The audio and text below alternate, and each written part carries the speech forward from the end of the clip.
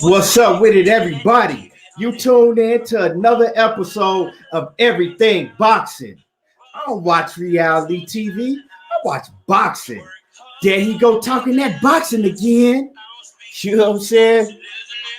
What's up with it? You already know what it is. There he go talking that boxing again. You know what I'm saying? Let me talk my shit.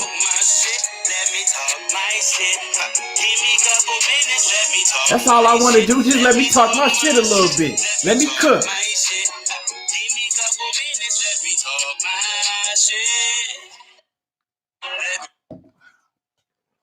What's up with it? And you already know what to do. When you step in the building, put in your name. Let me know where you coming from. You know what I'm saying? Hop in them comments and let me know where you coming from.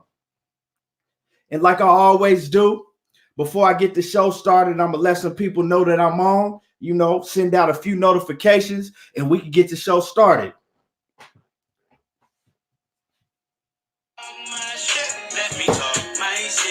All I want to do is talk a little shit.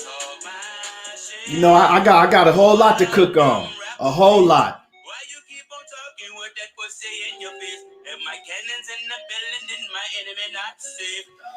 See. Before I get the show started, Kwame East, what it is, man. I ain't seen you in a minute. Where you been at? Let me go ahead and hold on. I'm down to do time for mine. Fall on the same tip shit, but then poke it up in that child line. He got a fake chain and he think it's real and I'm half dead. Being sure ain't no real diamonds if slap across they forehead. Keep on. Sal Hamilton, what it do? Off in the building from that in New Jersey. That New Jersey drive. Off in the building. Got me smoking out the you work hard to make a lot of sense. I don't speak too much, but since you're listening, let me talk my shit. Let me talk my shit. Give me a couple minutes, let me talk my shit. Let me talk my shit. Let me talk my shit. Give me a couple minutes, let me talk my shit.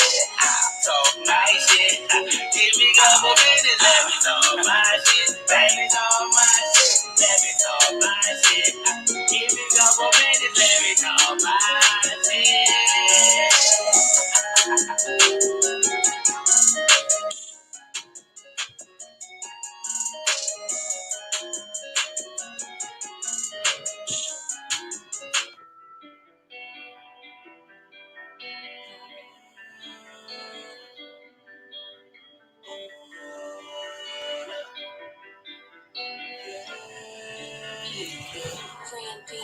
KG Alexander, what it is, off in the building. You already know what it is from that 520 Tucktown.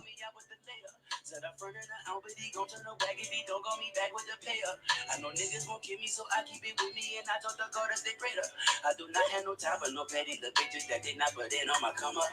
Where was you when I was shooting up in the gym? You did not help me out with the layup. Said I front of the out, but he gon' turn the wagon. He don't call me back with the player. I know niggas won't kill me, so I keep it with me, and I told the God to stay greater. I'm in New Orleans, Louisiana move. I leave with pineapple fennel too. We keep bananas off in the zoo. I see more guys in the smoker too. In the spiritual war, I am living. Like I said, we got a whole lot to cook on. Give me a little bit. I'm gonna get the show started. You know, I ain't gonna wait too long. We gonna get it started real soon. We got a whole lot to talk about. You know.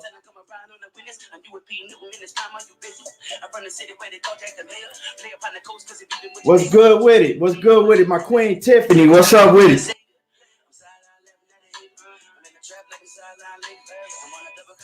Yeah, we got a whole lot to talk about. Derrick James, you know, Derrick James, he did a hell of an interview with my partner Money Brown TV. And y'all all go subscribe to my partner Money Brown TV.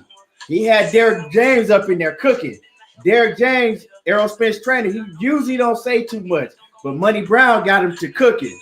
Money Brown had him up in there talking. I fuck with Derrick James heavy too.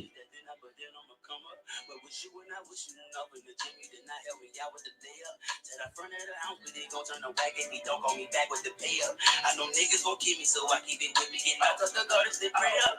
Yeah, you rapping about rapping, you rapping about trapping, you rapping, yeah. you rapping, but broke is the fucking you live with your girl, so I take it to come you the captain of cabin. I'm running this track while I'm lapping. They caught you with caps like you wet and you wet, and I thought you whispering out what's happening, We circle your head when okay, let's go ahead and just get it started. You know what I'm saying? Let me get to talking my shit. So where we gonna start off at? I'm gonna just go ahead and start off with my boy Money Brown TV. Like I said, since I already talked about it, let's start off there. So my partner Money Brown TV, Kenneth Wise, what's good? Salute my dude.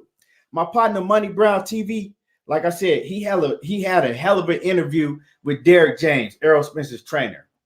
And before I get into like the nitty gritty, I'm gonna just get into, you know, basically what everybody want to know. You know, of course, he asked him how Errol is doing. Derrick James said that Errol Spence is training 7 days a week, even on Sunday. Errol in there working. He says Errol looks great.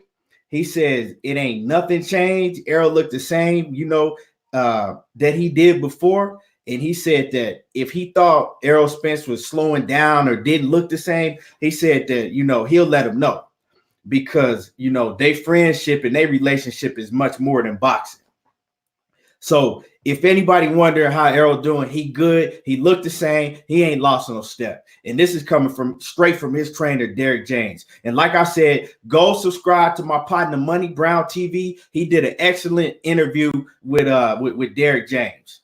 So now what I want to get into, Derrick James, of course, he started talking about, you know, he got into the whole Terence Crawford situation, you know, and my partner Money Brown asked him, you know, what does he feel about Terence Crawford as a fighter?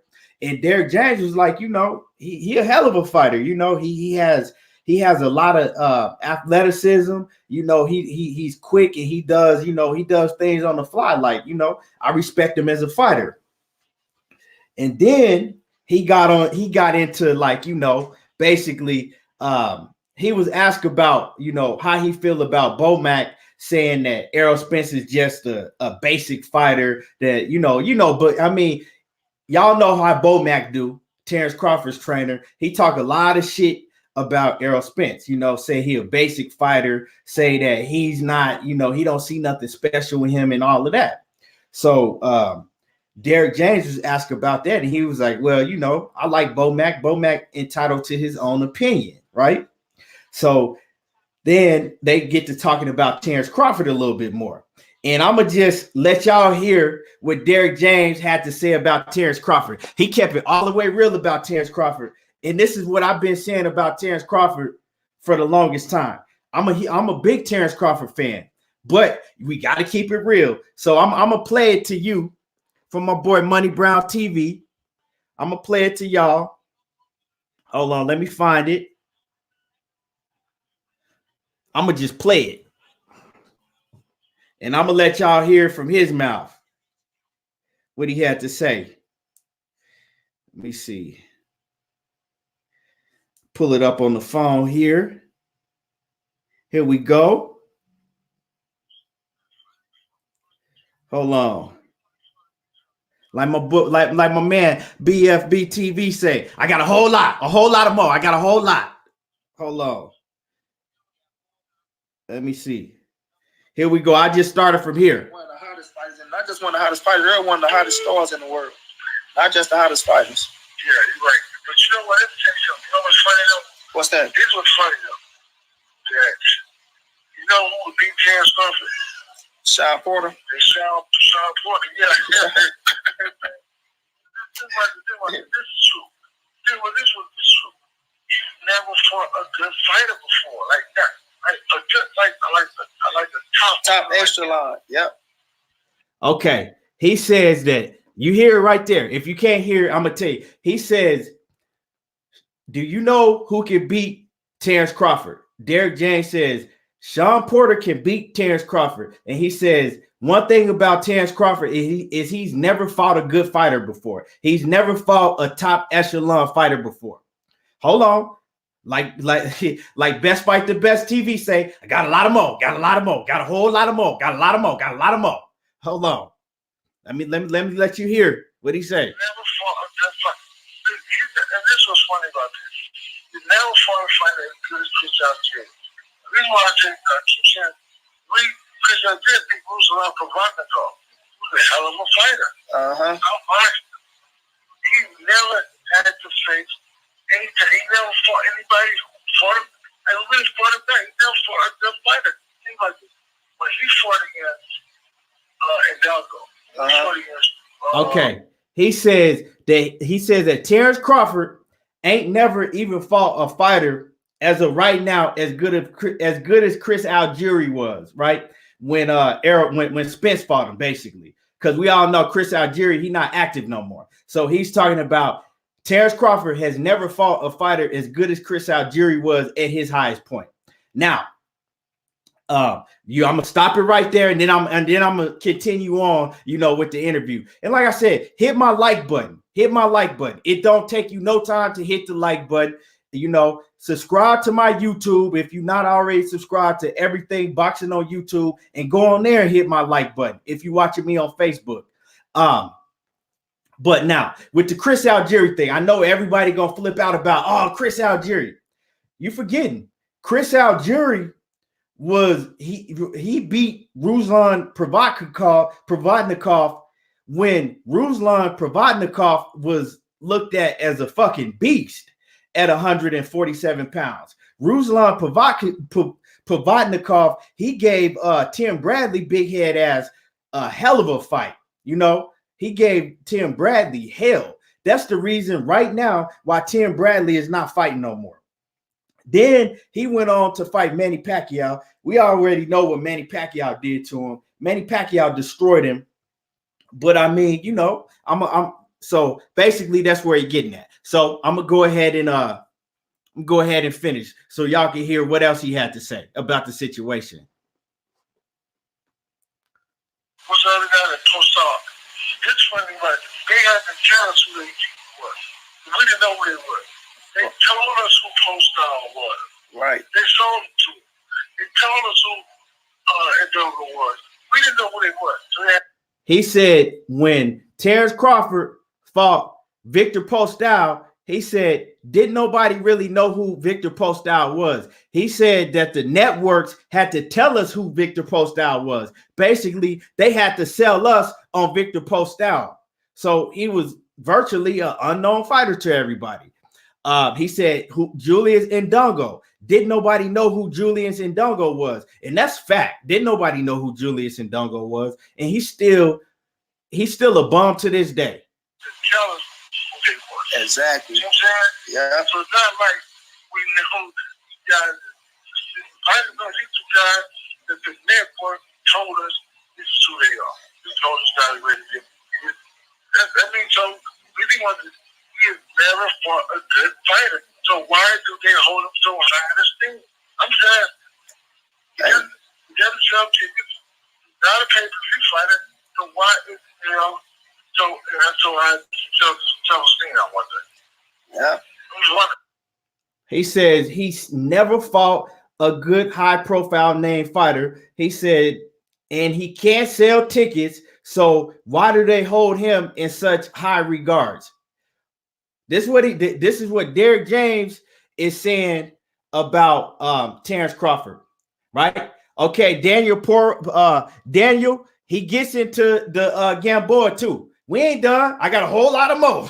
It's a whole lot of more. Like I'm saying, I'm just stopping. I'm gonna let y'all hear the rest of what he said. We're gonna get into Gamboa. Just go ahead and sit back. We got a whole lot to talk about tonight. I don't know.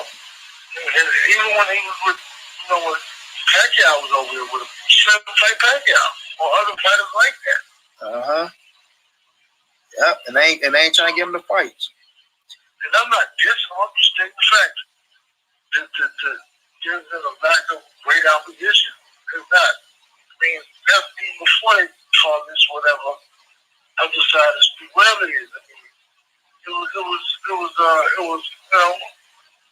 was a lack of competition there. I mean, fought. Like shit, the best fight he fought was the kid, man. See, you when he fought the big time was at the end of his career. I mean, when he fought the kid, I'm looking now, but the Cuban kid, he only fought one time in 2 years. Gamboa, he only fought one time in 2 years, so it wasn't like. He said, even when he fought Gamboa, there you go, Daniel. He said, even when he fought Gamboa, he said it wasn't like he was fighting a Gamboa. He said Gamboa only had fought one time in 2 years at that point in time when he fought Gamboa. Gamboa was moving up in weight and coming off a over a year layoff. So Gamboa had only fought one time in 2 years, he's saying, even when he fought Gamboa. Here we go. The guy who fought one time in 2 years. I mean, so it's like, you know, think on this. He hadn't fought a fight like Butch. He hadn't fought a fight like One Piece. He hadn't fought a fight like Mike Bessie. He hadn't fought a fight like Sean Butch. He hadn't fought a fight like Chris Algieri. Yeah. And so how do you hold somebody so high in esteem if they've never fought a fighter like that, like those guys? And Bob ain't trying to pay the money to get one of them fights, so his ass like he's stuck in a rut right now. And I like Terence Crawford. He'll be okay, man. He'll be okay. I like him too. He'll be okay, dog. I think he's a good fighter. I think that he's very resilient. And he's good, man. He's gonna be okay. See, but when you got Tim Bradley coming out running his damn mouth, he make people start saying shit. Oh, I was Tim Bradley 2 to 3 years younger. He was jumping around with Errol fight. That's the first.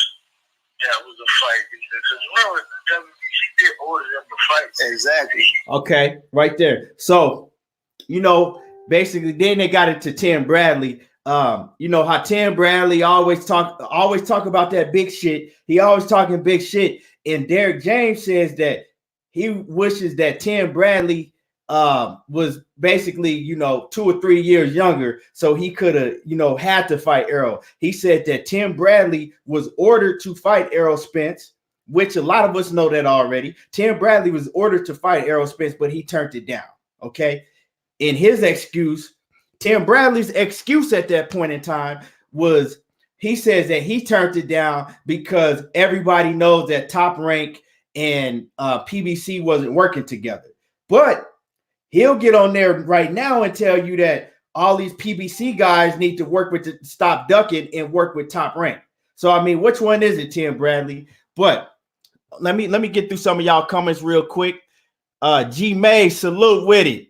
And y'all smash my like button. Kenneth Wise says Algieri is a hard punching dude. He put my favorite fighter, Curtis Stevenson, into retirement. Facts. Daniel says Bud's biggest win was Gamboa. G Mays said Bud started his pro career before Spence, and Spence already fought more credible opponents. Let that sink in. Hey, this ain't nothing but facts. It ain't nobody. We just speaking the facts. Hey, G May, let me see. Black Star Sports TV. Salute. Marlowe's Corner. What it is, fam. Everybody go subscribe to my partner, Marlowe's Corner. Everybody go subscribe to Marlowe's Corner. Daniel Paro says ESPN selling Bud and Loma Kool-Aid. Yeah, they I mean, of course they gonna sell that Bud and Loma Kool-Aid because that's they fighters. But I mean, I can't be mad at that. But don't be mad when we get on here and we speak these big facts. When we speak these facts, don't get mad when we get on here and speak these facts. Because, hey, let me talk my shit a little bit. Let me speak my facts. Now, everybody get mad when I come on here and tell you that, Bud, I like Bud. Bud got a whole lot of skills. Bud do his thing in the ring. But at the end of the day, you can't hold him the king of the 147-pound division when if you look at throughout his whole resume, I mean, Derrick James said it. He still ain't fought that big name fighter. He ain't. He still hasn't. He ain't fought nobody on the level of Sean Porter. Derrick James, he goes on to talk more about, he says he ain't fought nobody on the level of Sean Porter. He ain't never fought nobody on the level of Mikey Garcia. All these are facts. And he ain't never fought nobody on the level, he said Lamont Peterson too. I wouldn't go as far as to say Lamont Peterson. You know, I would say, let me see who he's fought on the level of Lamont Peterson. Let me say, I mean, that's the Lamont Peterson one. That's, you know, that's arguable. You know, I think he probably didn't fought somebody on the level, but it just depends. It depends on what Lamont Peterson we talking about. But anyway, this is facts. These are all facts, right? Travell Dion, Lamont Peterson was a beast. Lamont Peterson was a beast. He was a beast. But you know, Lamont Peterson, for the last couple years, he's been on the back end of his career.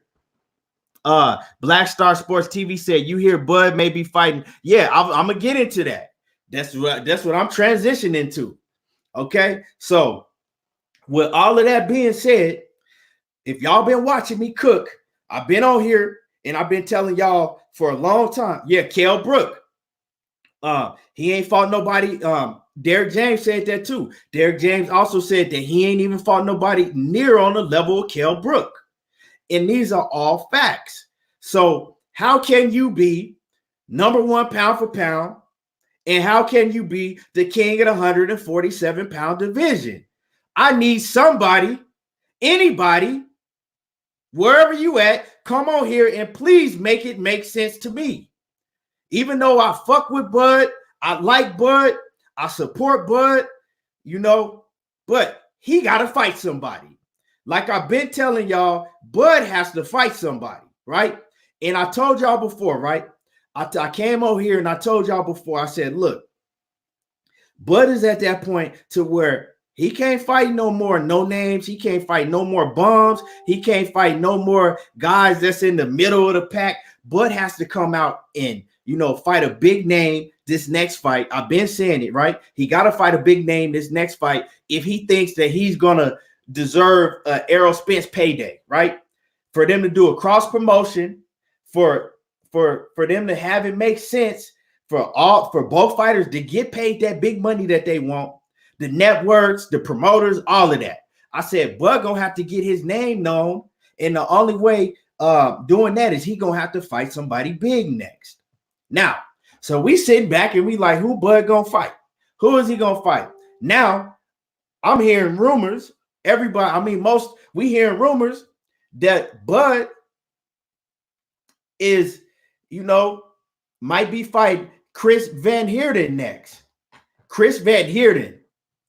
If y'all ain't a diehard boxing fan, y'all don't even know who he is. And the only way you know who Chris Van Heerden is from him fighting Errol Spence, okay? I think he fought Errol Spence back in 2015, right? Errol Spence stopped him. Errol Spence put in that work, and you know what I'm saying? Errol Spence stopped Chris Van Heerden back in 2015, right? We hearing these rumors that Terence Bud Crawford is finna get ready to fight Chris Van Heerden over in South Africa. Now, these are just rumors, right? These are just rumors. So don't quote me on it, but that's what's going on. That's what's going on in the media. Chris Van Heerden even posted about the fight himself. He posted, you know, I don't never turn down no fight, and his O gotta go. And he posted a picture of Terence Crawford, right? His O gotta go, right? He said he don't never turn down no fight when a fight been offered. He said he's only lost one fight, but he's lost two fights, okay? But the one notable fight that Chris Van Heerden lost was Errol Spence Jr. He lost a close split decision fight, you know, some years before the Errol Spence fight. But other than that, like I said, the rumor is that Terence Bud Crawford might be fighting Chris Van Heerden over in South Africa. Now, I got a problem with that. I have a big problem with that, okay? I got a huge problem with that. Now, let me before I get through y'all comments, let me get a couple more things in, okay? Chris Van Heerden, all right? Chris Van Heerden ain't fought in 4 years. Right? We in 2020. Chris Van Heerden ain't fought since 2016, right? Okay, he ain't fought in 4 years. Now, before I get done cooking on this, let me go through some of y'all comments to see what y'all talking about.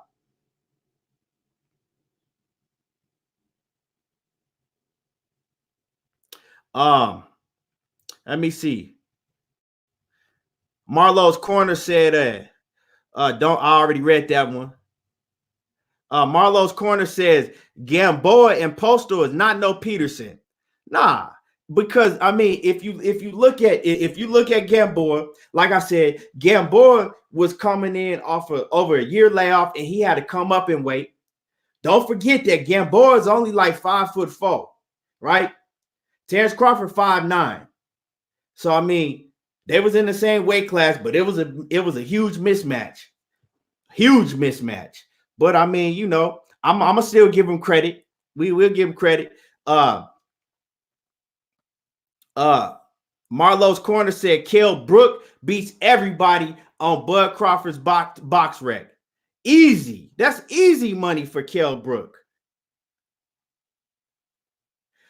G May says Bud got that boxer on the rise type of resume. He do.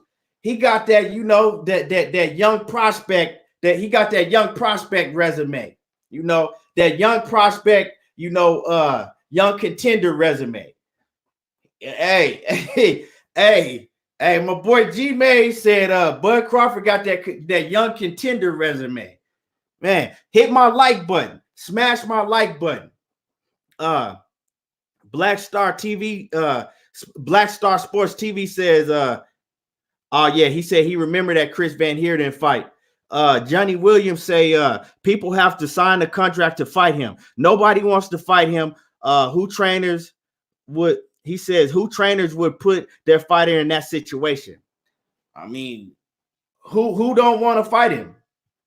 You got to elaborate on that, Johnny Williams, because I mean, who have they offered money to? Who have they offered big money to that don't want to fight Terence Crawford? Why is he able to fight all these other dudes? You know what I'm saying? Don't nobody want to see him fight, but don't nobody want to fight him. I never heard it. I never heard of Bob Arum sending no big contracts to none of them top dudes. All I know is that he sent a contract for $3 million to Danny Garcia. $3 million. Why would Danny Garcia take $3 million to fight Terence Crawford on ESPN, right? Make this make sense. Why would Danny Garcia leave PBC for $3 million to go fight Terence Crawford? I'm waiting. Let me know. Let me know. Because I want to know. Make this make sense to me. Johnny, let me see. I read that one. It says Adrien Jones say, just to play devil's advocate, how come the other top welterweights don't demand the Bud fight? He has a belt. Why don't they take the belt from him? I mean, what are they? Okay, all the other top welterweights are on PBC. So I mean, if those fights were to happen, I mean, tell Bob Arum to open up his bag if he want them dudes to go across the lines and go take that belt from Terence Crawford, or try to take the belt from Terence Crawford. That's on them. You know what I'm saying? That's on ESPN and Bob Arum. He got to open up his bag. If he ain't opening up his bag, what is we talking about?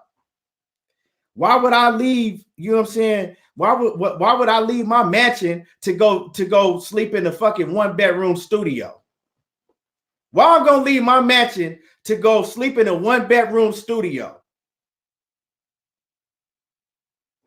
That funky ass, ain't none of them dudes worried about that title that Terence Crawford got. And you gonna go over there to get paid less? Why would I go over there to fight Terence Crawford to get paid less?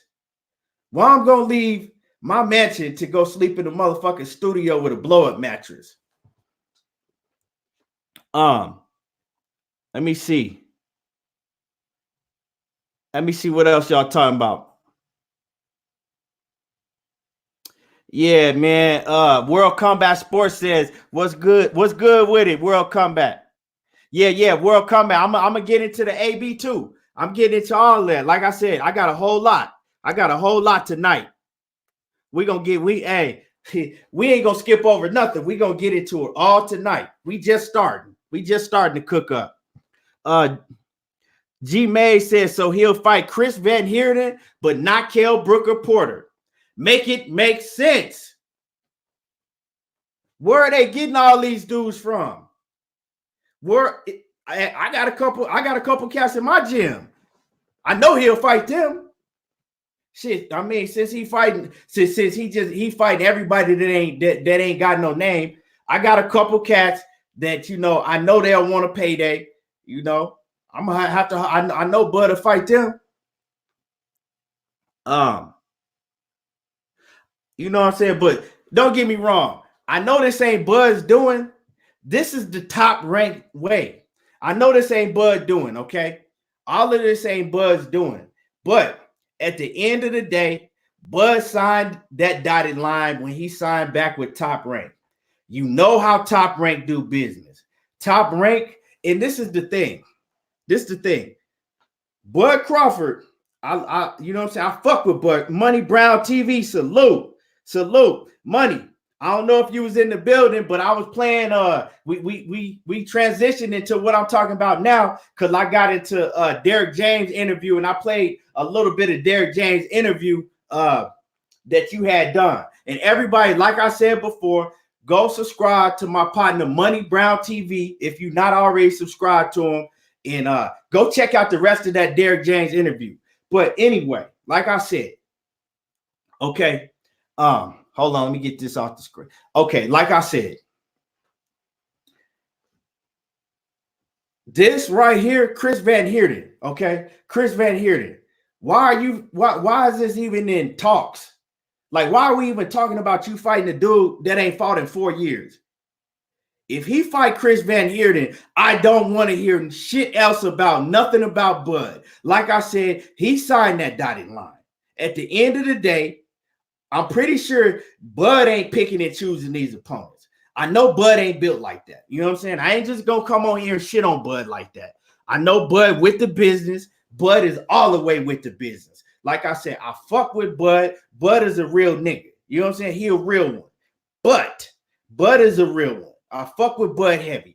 But at the end of the day, did nobody force him to sign that contract? So if he fight Chris Van Heerden, I don't give a damn what nobody got to say. I got a big problem with that because it ain't no reason Bud Crawford should be fighting a Chris Van Heerden, a man that ain't fought in 4 years, that Errol Spence already didn't destroy. What is you proving by fighting a Chris Van Heerden? So, all in all, I hope that's just a rumor.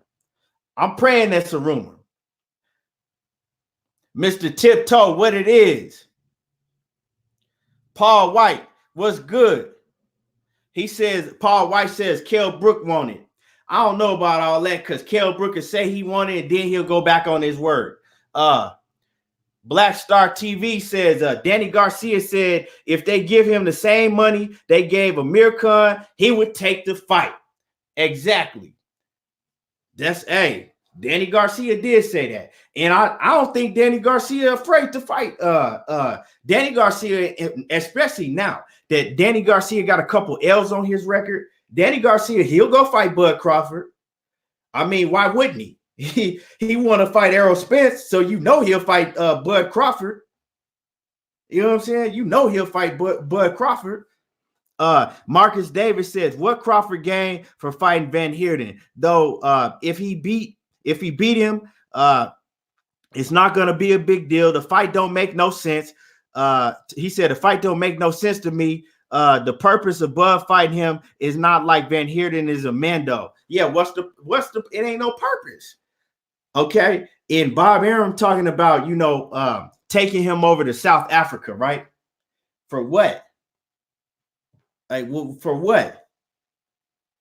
Like, but that ain't nobody giving a damn about Bud over in South Africa. You know what I'm saying? I think where it makes sense at is Chris Van Heerden is a South African, right? Chris Van Heerden is a South African. But at the end of the day, who the fuck is Chris Van Heerden? This man ain't fought in 4 years. Let me see. Gil Cole, salute what it is, my brother. KG Alexander says that nigga Bud pulled a Carmelo max contract to stay with the Knicks. The Knicks move not. He says move not above the rings, belts clearly. Yeah, man. Like, yeah, that's what he did, man. Yeah, when Carmelo put signed for that big ass contract, knowing the Knicks wasn't shit, knowing the Knicks was just all they was gonna do was lose all them games, but he signed with them anyway, and then he started complaining, wanting to get off the Knicks when you knew they were sorry before. Same thing with Bud. You knew it wasn't no smoke over there, Top Rank. You knew it, but you signed it anyway. And the thing is he only making, you know what I'm saying? I don't want to count the man pockets, but I just leave it like this. When he signed that contract, right? He fucked around and signed that contract and thought he was, and thought it was a hell of a contract. These fighters over there at PBC making much more than that now. They making much more than that now. I don't know. Latoya Weaver, what's good with it? Hey, Latoya, I know I got to get on Bud a little bit. I'm just keeping it real. I fuck with Bud too. I know Latoya fuck with Bud heavy because she from Nebraska. She from out that way. You know what I'm saying? That's her. Jay Cooley, what it do with it, Jay Cooley? He says, Bud been pampered his whole career. That's another thing I want to talk about, right? Check this out. This is the thing, right? Hit my like button. Y'all hit my like button. It don't take a second to hit that like button. Hit the like button. Okay. Now, this is what I want to talk about. Okay. Bud Crawford, to me, a lot of why he's looked at as number one pound for pound and looked at as invincible by a lot of people is because Top Rank, right? And I'm not taking nothing away from Bud, Bud a hell of a fighter, but Top Rank, they are the best matchmakers in the game. Top Rank boxing, that's what they do. They know how to match you up against competition to make you look unbeatable.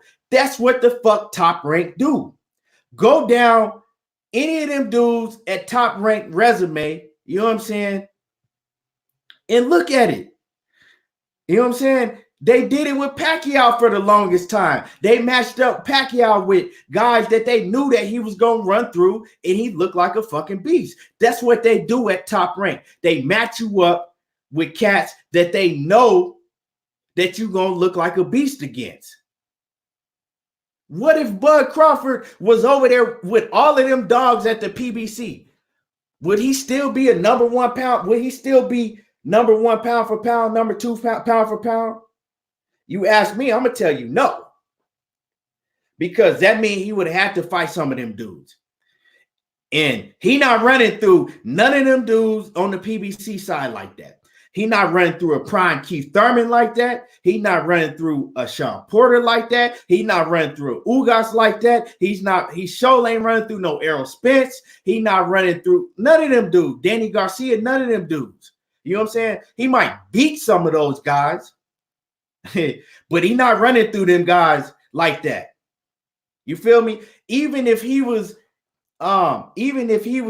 the 140 pound division, when he was at the 140 pound division, if he was on the other side of the street, if he wasn't with Top Rank, because them dudes was bums. A lot of them dudes wasn't shit that he was fighting at 140 and at 135. You know what I'm saying? You could disagree if you want, but I'm just keeping it real.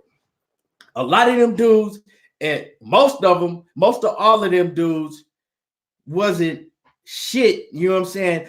And when I say shit, I mean, I got respect for all fighters. You feel what I'm saying? So don't take it that way where I'm saying, oh, this bum and that. No, I ain't saying it like that. But when I say they wasn't shit like that, I'm talking about they wasn't on no top A level. You know what I'm saying? Them fighters that he was fighting, he wasn't fighting top echelon fighters. You see what I'm saying? Ricky Burns, no.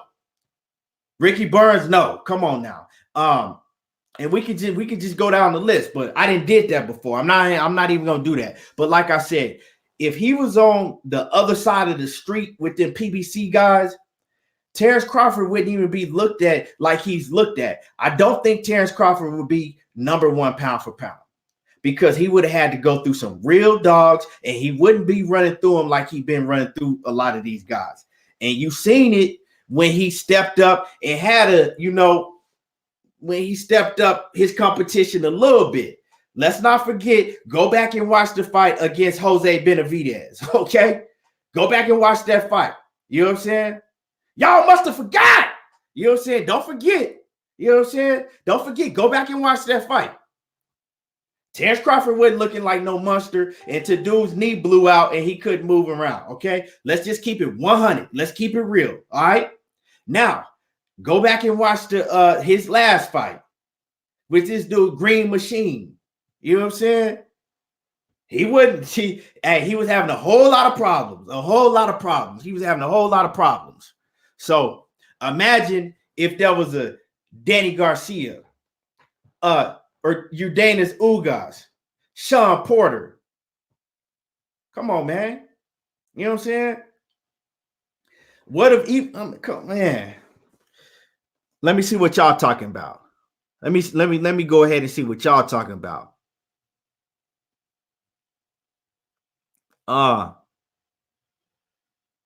Jay Cooley says, I live in Omaha. I'm not a Bud fan. I fuck with Bud. Jay Cooley, and I'm gonna keep it 100 because I know a lot of motherfuckers, when they hear somebody say anything about Bud, they blow their top. This nigga a hater. He hating on Bud. You know what I'm saying? Nah, but that's not the case. But if I'm gonna come in here and talk boxing, I gotta keep it 100. And that's with anybody. I don't give a fuck if I like you or I don't. And I fuck with Bud. I like Bud. But like I said, and I'm a Bud fan. I was a huge Bud fan before most of Bud's diehard fans even knew who he was. Like, I was fucking with Bud when nobody knew who Bud was. And I was telling everybody, I remember telling, like, this kid gonna be like this kid. I like this kid. I fuck with him. He gonna be good. Like, he gonna be real good. And Bud, his fighting style and everything has changed a lot since then. Back then when I first started watching him early in his career, he wasn't even a big puncher like people consider him as now. So, but I mean, shit, it is what it is. We got to keep it real. Johnny Williams says, nobody will beat Bud. He has a heart and skills. Let's bet every fight he has coming up. You want me to bet Bud fighting Chris Van Heerden? That's what you want me to bet on. This Johnny Williams says that he wants to bet me that nobody will beat Bud Crawford, and he wants to bet every fight that Bud Crawford got coming up. So you want me to bet against guys like Green Machine and Chris Van Heerden? Is that fair? When I could go to Bovada, and if I bet on one of them dudes, they're going to be like a $2,500 underdog. So I could put $100 on one of them dudes and they fuck around and beat Bud, and I could win $2,500. You going to give me them same odds? We could bet. If you're going to give me those same odds, we could bet. Other than that, chill out. Until Bud fight. Now, if Bud fights Spence, come holler at me. You know what I'm saying? Come holler at me. If Bud fight Sean Porter, come holler at me. Then we could talk. Other than that, we ain't got nothing to talk about when it comes to betting on or against Bud Crawford. G May says, as soon as Mikey left, he fought 3 PBC fighters, including Spence. Is that simple? Bud is on the wrong side. Yeah, it's simple. Bud on the wrong side. Exactly. And Mikey Garcia told y'all that. Mikey Garcia told y'all how fucked up the business was with Bob Arum. And he left, you know what I'm saying? He left because Bob Arum was fucking with his money, one, and he couldn't get none of them fights with them dudes. Mikey Garcia done told y'all that already. So, I mean, I don't know what the problem is. James Dominguez, what's going on? What's good? Everybody, go subscribe to Punchline Boxing with Kelly Pavlik and James Dominguez. They got their live show every Tuesday. They got a hell of a show. You know, they different. They do a lot different than what I do. You know, but yeah, they got a hell of a show. Let me see. And like I said, once again, Punchline Boxing with Kelly Pavlik and James Dominguez.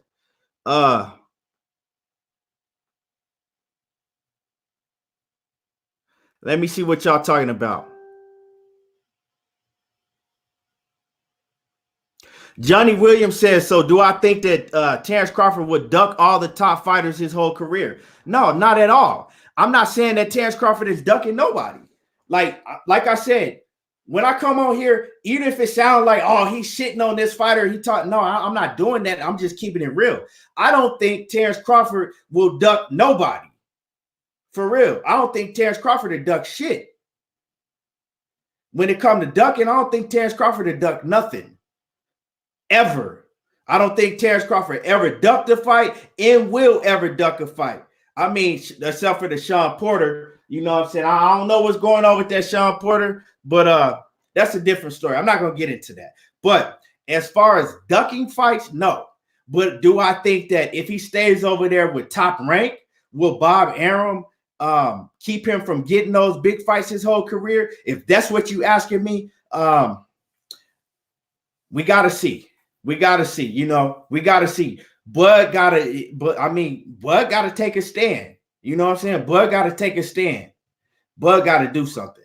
Bud got to do something. He got to get Bob Arum to open up that bag and really offer these PBC fighters enough money to where they see fit going over to ESPN and fight.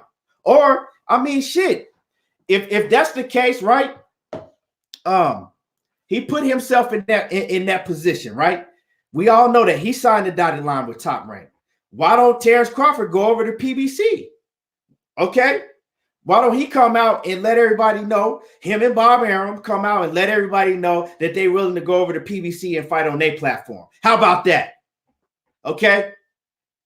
Because just like Derrick James was basically saying, why everybody got to bend over ass backwards for Terence Crawford and he ain't had to fight nobody yet. This man ain't even got a big name on his resume.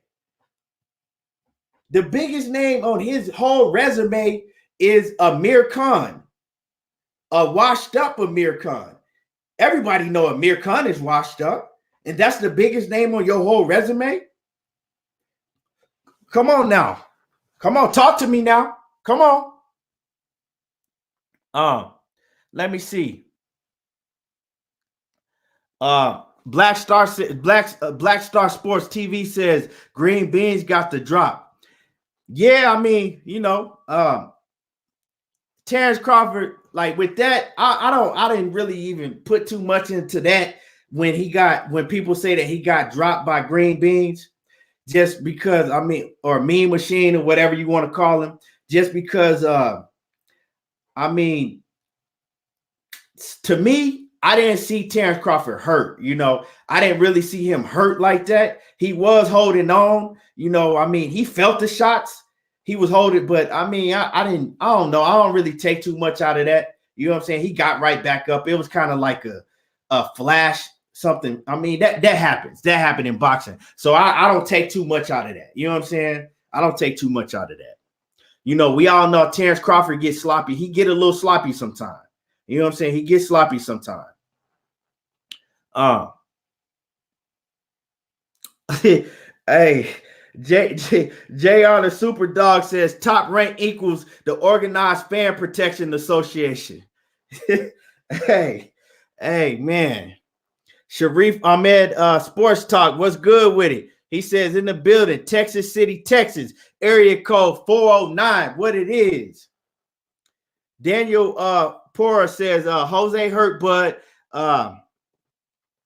yeah. He said Jose hurt Bud and Mean Machine knocked Bud down. Now Jose Benavidez was getting in Bud's ass a little bit. Y'all go back and watch that fight if you don't remember that fight, or if you ain't never seen that fight. Go back and look up Jose Benavidez versus Terence Crawford.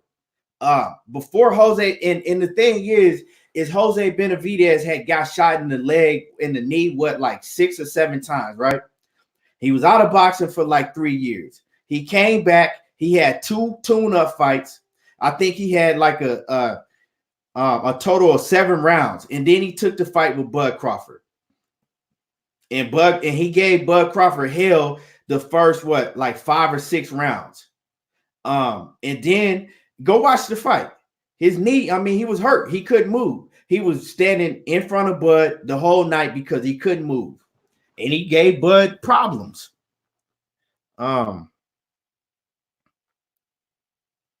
Let me see. Jay Cooley says he good, but he ain't Errol. Like, that's what I'm saying. Errol Spence on his shit. I'm talking about Errol Spence, Lamont Peterson, Errol Spence, even Sean Porter. Even Errol Spence. To me, Errol Spence wasn't at his best physical shape, which he wasn't his strongest with Sean Porter. We can see it. If you go pull up pictures, you can see Errol Spence wasn't the same Errol Spence as far as physical condition that he was, before the Mikey Garcia fight. In those last 2 fights, he wasn't the same Errol Spence. But even that Errol Spence was able to beat Sean Porter, the best ever that we've seen Sean Porter. We ain't never seen Sean Porter in shape like that. And we ain't never seen a Sean Porter like that.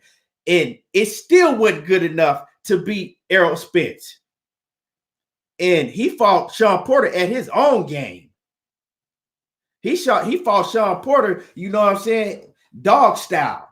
You know what I'm saying? What's up? You know what I'm saying? Toe to toe. I'ma lean on you. You can lean on me. We gonna go at it. And he beat Sean Porter at his own game. A close fight, a hell of a fight I would love to see again, but he still beat him and he dropped him. Let me see.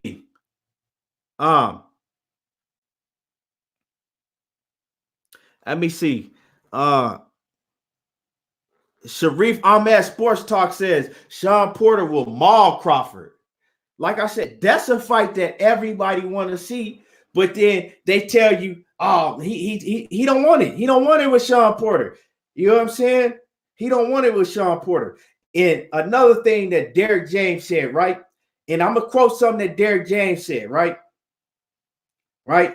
If you my friend and you love me, then you'll fight me, right? So that's the excuse that he talking about why he don't want to fight Sean Porter, right? Derrick James says we just co-workers. You feel me? You two professionals, you just co-workers. Okay? Why can't y'all go in there and get a payday? You need Sean Porter.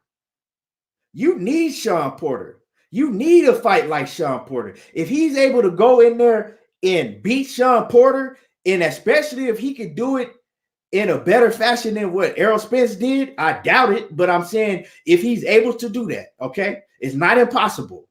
It's possible that he's able to do that, right? If he's able to go in there and beat Terence Crawford in a more spectacular fashion than what Errol Spence did, how big do you know what that will do for Terence Crawford? And do you know how big that will make the Crawford and Errol Spence fight?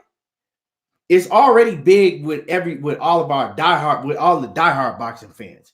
And I don't know no diehard boxing fan that wouldn't pay to see that fight. But we need to expand. They trying to expand to make a cross promotion. They trying to expand. Okay. And Terence Crawford, he need a fight like that on his resume. You could say that he don't even deserve a Errol Spence fight. If you look at his numbers, right? If you look at his numbers in his viewership, you can say that he don't deserve a cross promotion fight with Errol Spence. Now, if they want to fight so bad, have him go over there to the PBC side, right? If he wants to fight so bad, have Terence Crawford say, look, fuck it. Hey, damn, I forgot. Terence Crawford can't say a damn thing because Terence Crawford don't run his career. Bob Arum does. So go ahead and scratch that. My bad. Let me see.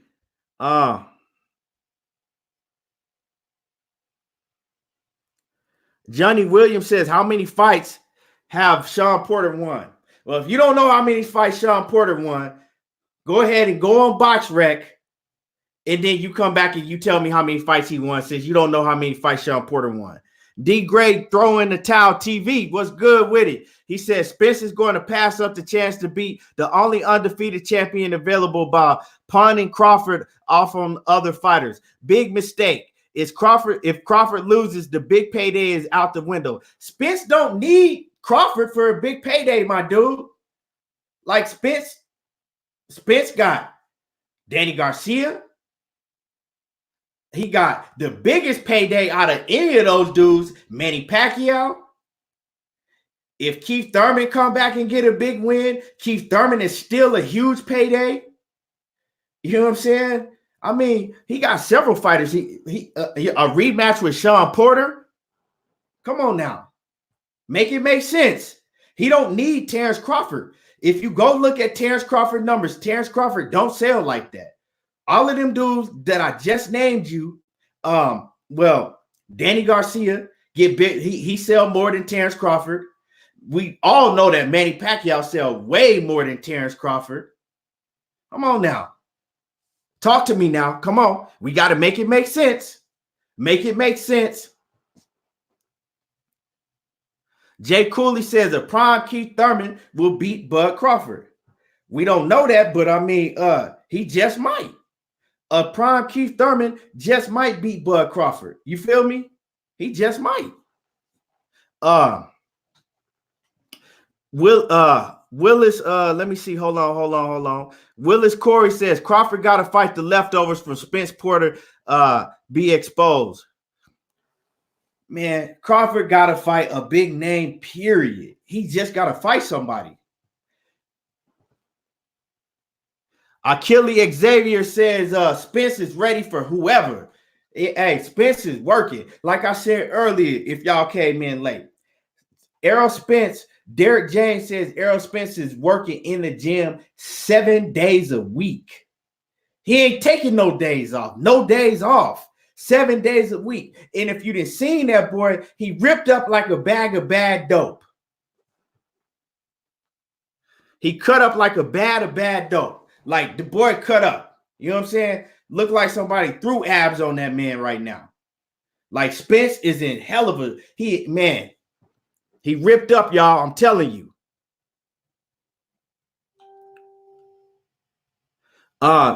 Willis Corey says Danny Garcia is garbage.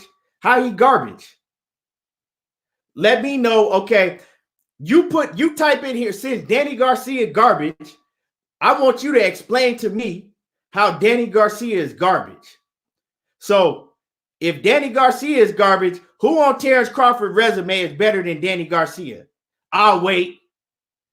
Willis Corey, type in these comments and let me know who on Terence Crawford's resume is better than Danny Garcia, and I will wait because I got all day. Jay Cooley says, shit, a fight with Canelo at 160, a super fight.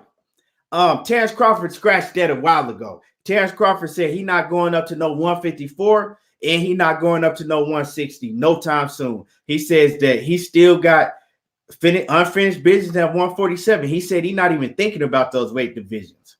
So all of those rumors was false. D. Gray throwing the towel. TV says none of these fighters are undefeated. I mean, speaking of who? I mean, I know you trying to say that ain't none of the fighters except for Errol Spence is undefeated, but it don't matter. They still got big names. Manny Pacquiao ain't undefeated. It doesn't matter. Errol Spence got all those other fighters that he could fight, and he does not need Terence Crawford. If Terence Crawford retired today, right, 10, 15 years from now, nobody really going to remember Terence Crawford for that, because in able to be remembered as an all-time great like that, you need an opponent. And he don't have the opponent on his resume. He just don't. In order to be remembered in the 15, 20, 10 years from now, you have to have that other mega fight on your resume, that opponent that took you to that next level, and he don't have that opponent. Johnny Williams says, I'm at work, so I'm rushing. Love your show. I appreciate it, man. I appreciate you for tuning in, my dude. Manny Manuel says, oh yeah, he's talking in the comments. Yeah, man, that Canelo, Canelo and Spence would be a huge fight. Like that fight, and I don't know if y'all was watching my show, months before when I was doing it on Facebook, when I was strictly on Facebook, but I had made a prediction that the Errol Spence, this is last year. I had made a prediction that Errol Spence and Canelo would fight in May of 2020. I still think that fight would be happening in May of 2020 if Errol Spence hadn't never got in that, that accident and it pushed everything back. Because we got to think, if Errol Spence hadn't never got in that accident, he would have went on to fight Danny Garcia, right, in January, right? Giving him plenty enough time to make a huge mega fight with Canelo in May. And that was the fight that they was talking about. You know what I'm saying? That was the big fight that they was talking about, but it just never happened because we know why it's not going to happen. But, hey, don't be surprised if that fight happened next year. Jake, let me see.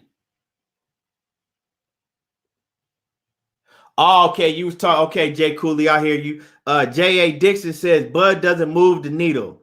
Like I said, I fuck with Bud. Bud, like, to me, I was watching Bud Crawford when didn't nobody know who Bud Crawford was, right? And I like Bud Crawford for his skill set. But if you go back and watch Bud Crawford's older fights, right, his fights when he was, younger, Bud wasn't he wasn't exciting to me back then. Like I liked him, because he was more of a technician to me. His fights wasn't exciting like that back then. Now Bud Crawford, he got it, and he like his style to me is exciting now. Like he going there and he got a hell of an exciting style now. But he still, at the end of the day, you know what I'm saying? He still need to fight somebody. Young Merv the Cut Man says Errol in control, plain and simple. Facts.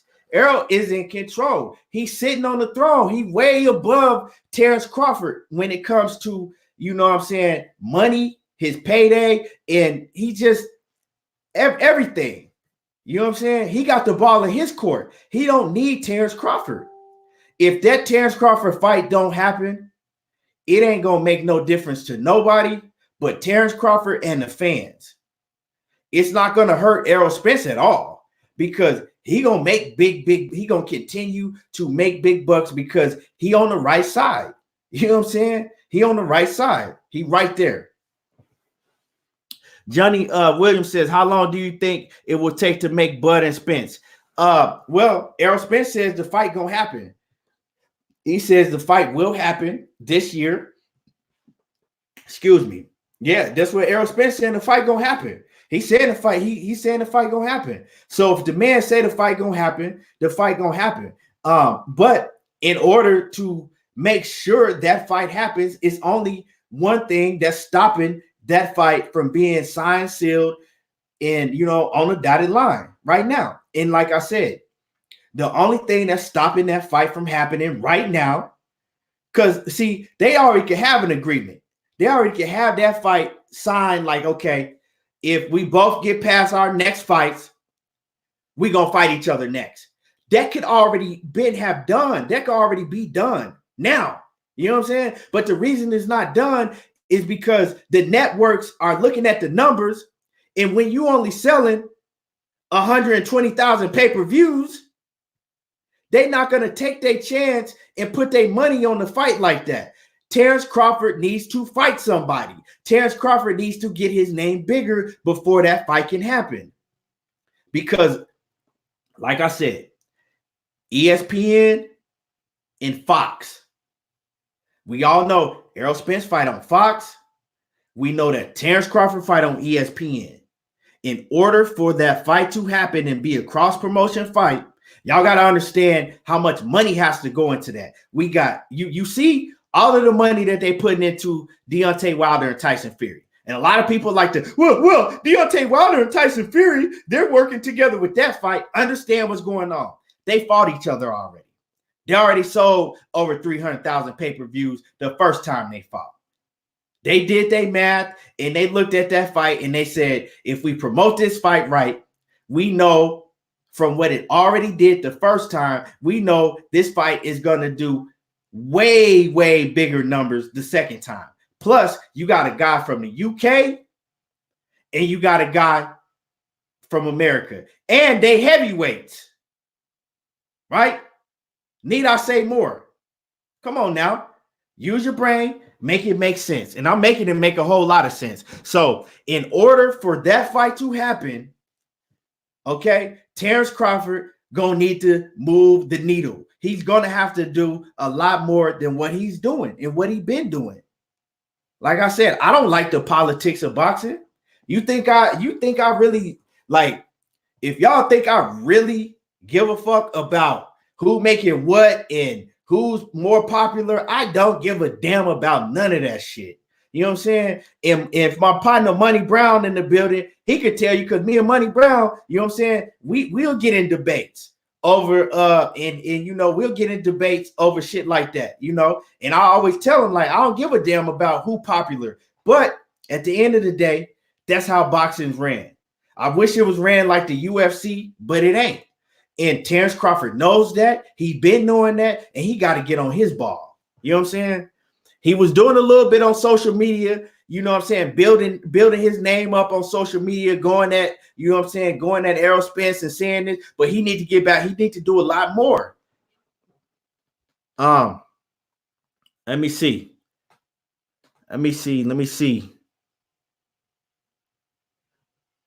Willis Corey says Pac is the GOAT.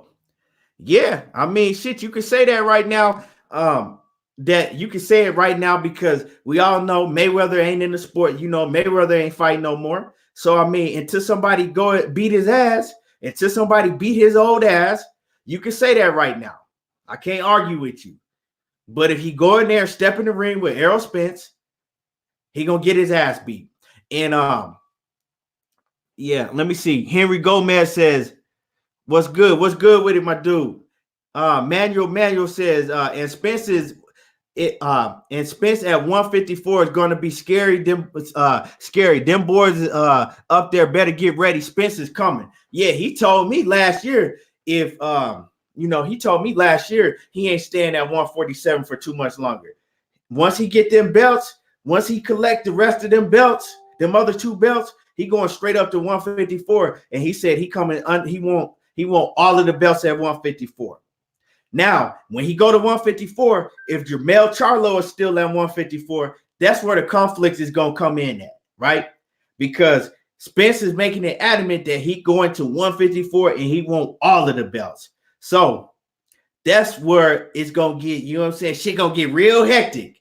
You know what I'm saying? Because people, and we already know, people going to be calling for him and Jermell Charlo to fight.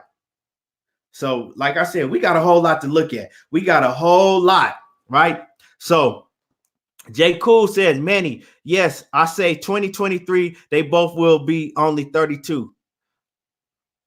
I don't, who you talking about?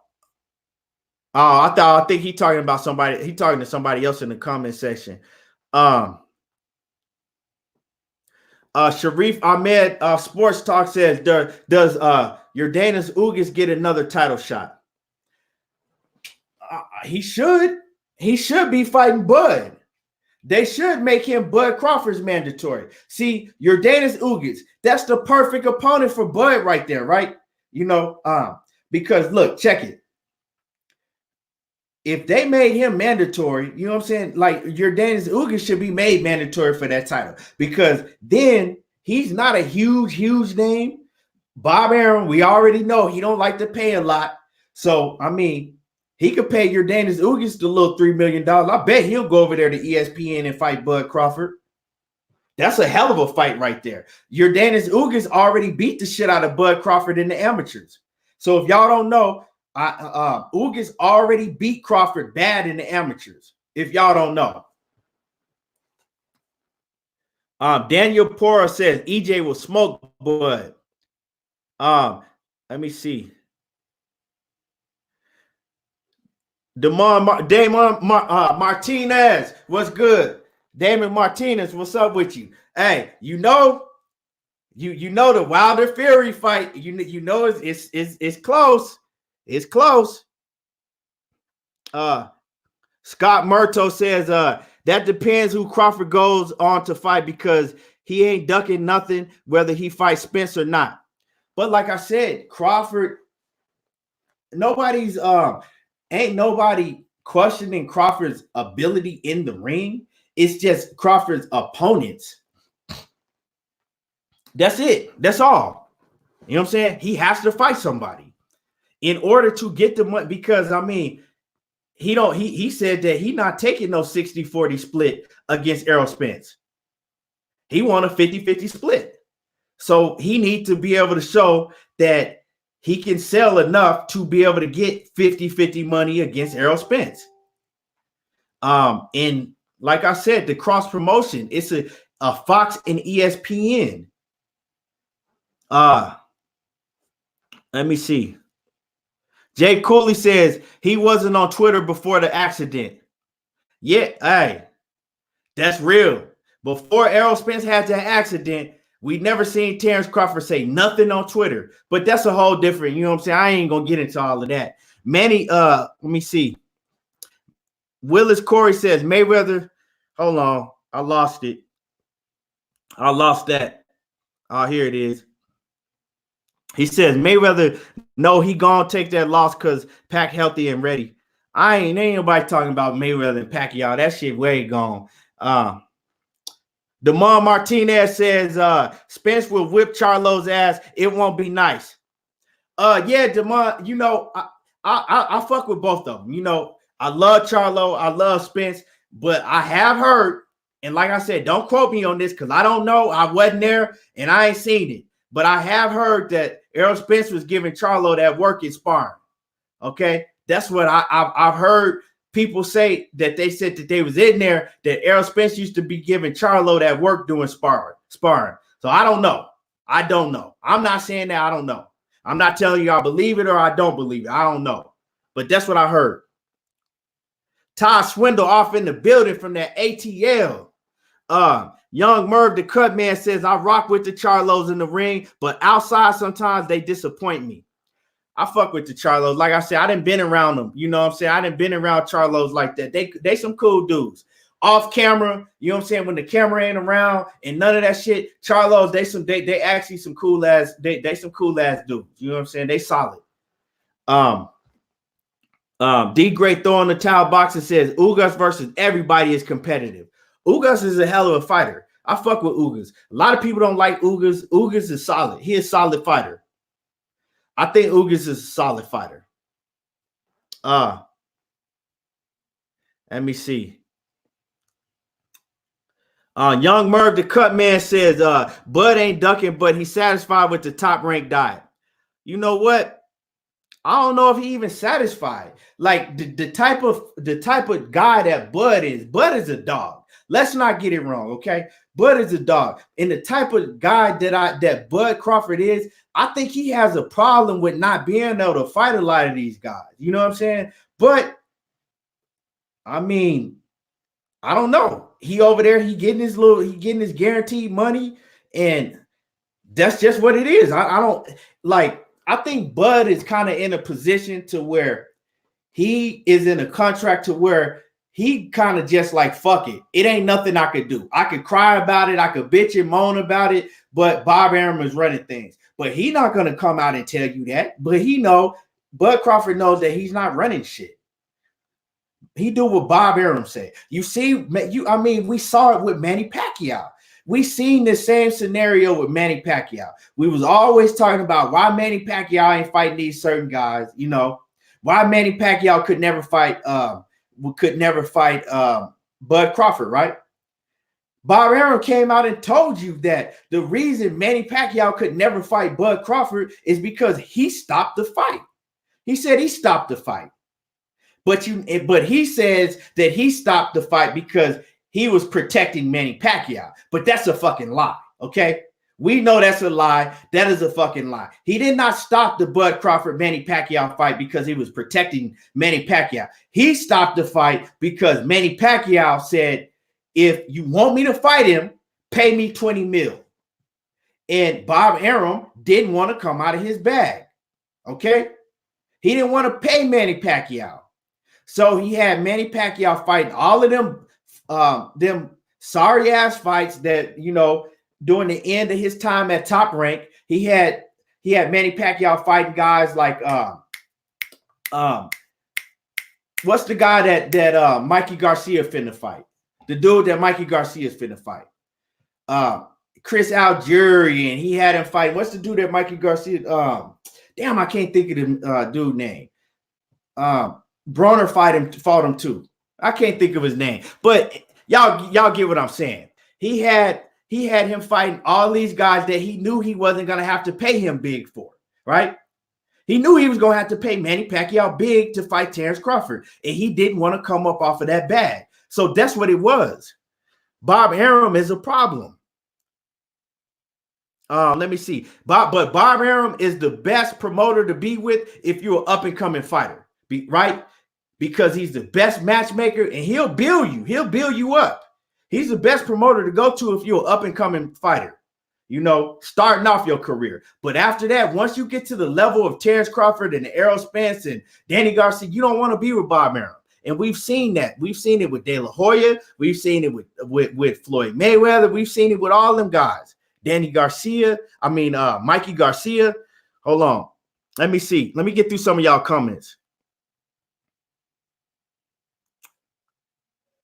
I appreciate it, Sharif. J.A. Dixon says, if he fights Van Heerden, I don't know what to expect. If he fights Chris Van Heerden, like I said, that hasn't fought in 4 years, I got a whole lot to say about that. Like, that shit is just ridiculous. Demar Martinez says, Wilder versus Fury 2 is going to be a classic. People going to be shocked. I already know who you got. You know, we didn't we didn't have a debate on this, Demar. We didn't have a debate on this already. You know who I got, but yeah. It's gonna be a hell of a fight, though. I will be there. I will be there up close for that one. Jay Cooley says, man, for sure, fam, the fighting is gonna be huge. Oh, yeah. Talking to him. Young Merv, the cut man, says, okay, I believe you. There, you solid. Okay. Todd Swindle says, Charlos are some real ones, but Spence will win. Hey, I'm not even really going, because I fuck with the Charlos, I fuck with Spence. I'm not even gonna get into that, you know. Jesse Vargas, yeah. You know what I'm saying? He had Manny Pacquiao fight Jesse Vargas and had him fighting Tim Bradley a million times. Had him fight, you know what I'm saying? All of them. He had him. Did he even fight? He even fought Brandon Rios. Did he fight Brandon Rios? Didn't Manny Pacquiao fight Brandon Rios at one point?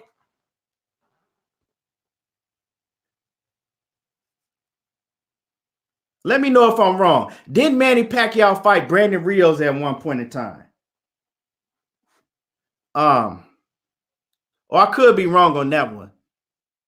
I know he was fighting, man, but anyway, let me see what y'all talking about.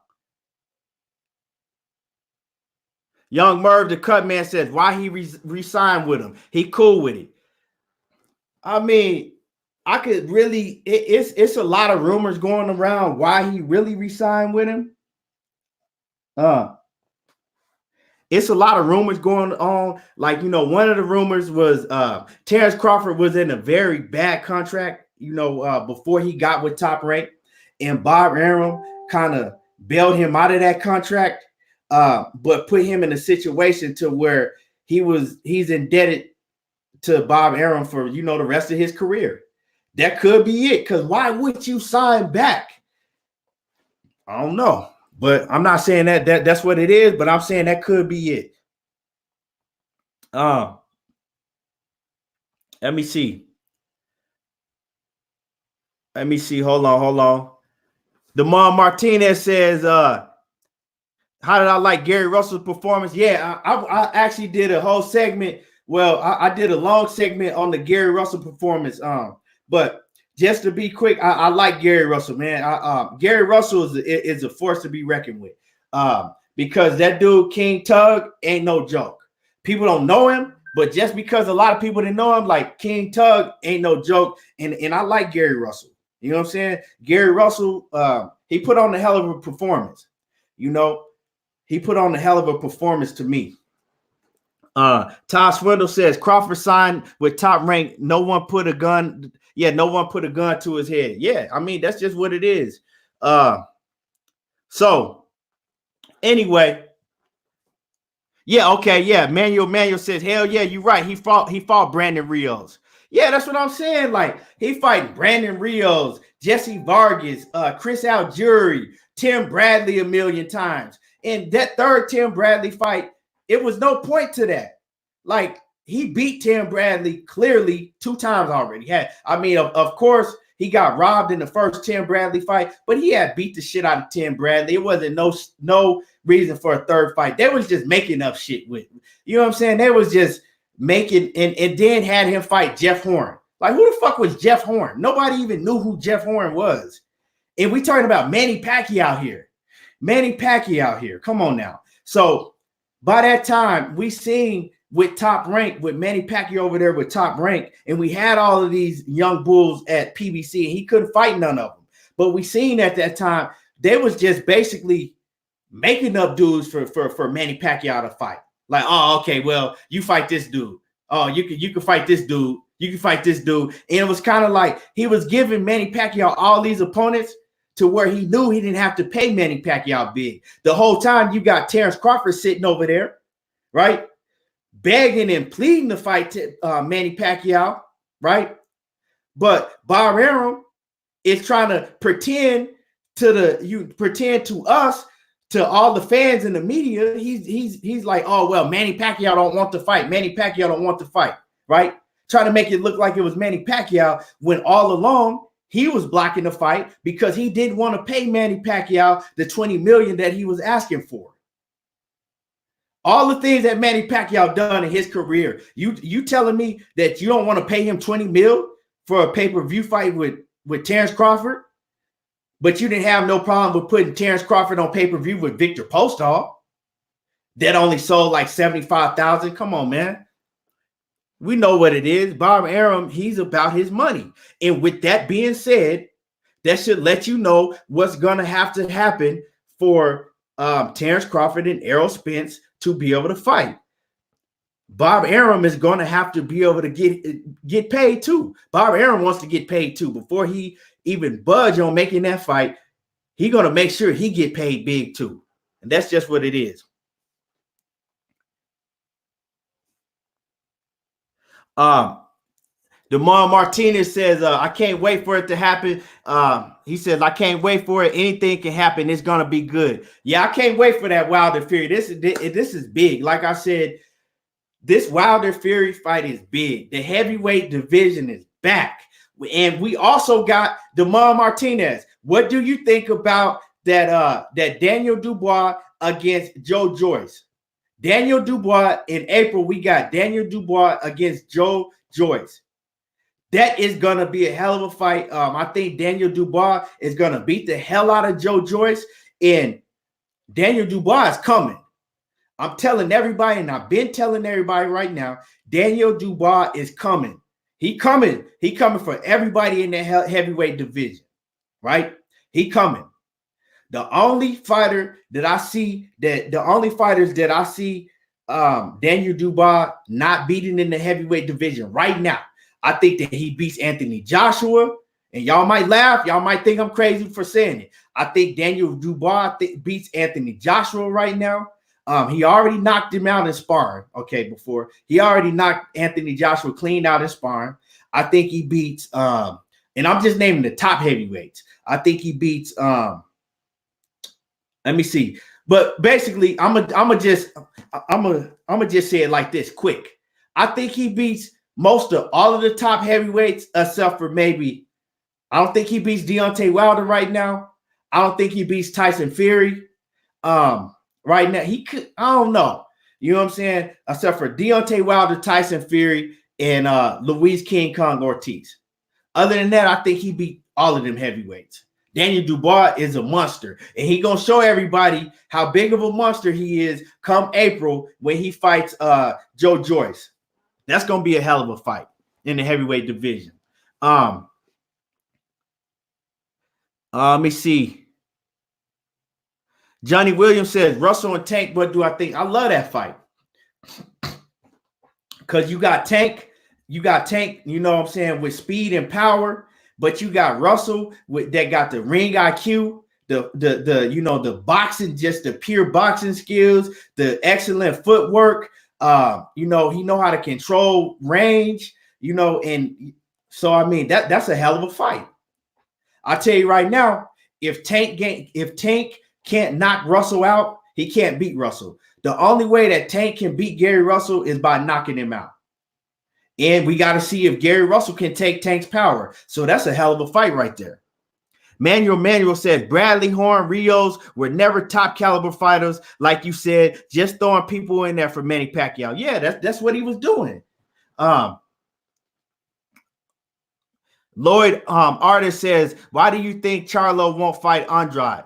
I don't think that. Charlo been saying he want to fight Andrade. You know what I'm saying? But let me move along, okay? Let me move along. Adrien, the problem, Broner, right? Mister, I beat that boy. Everybody know I beat that boy. Y'all know I beat that boy. Daddy, come brush my hair, Daddy.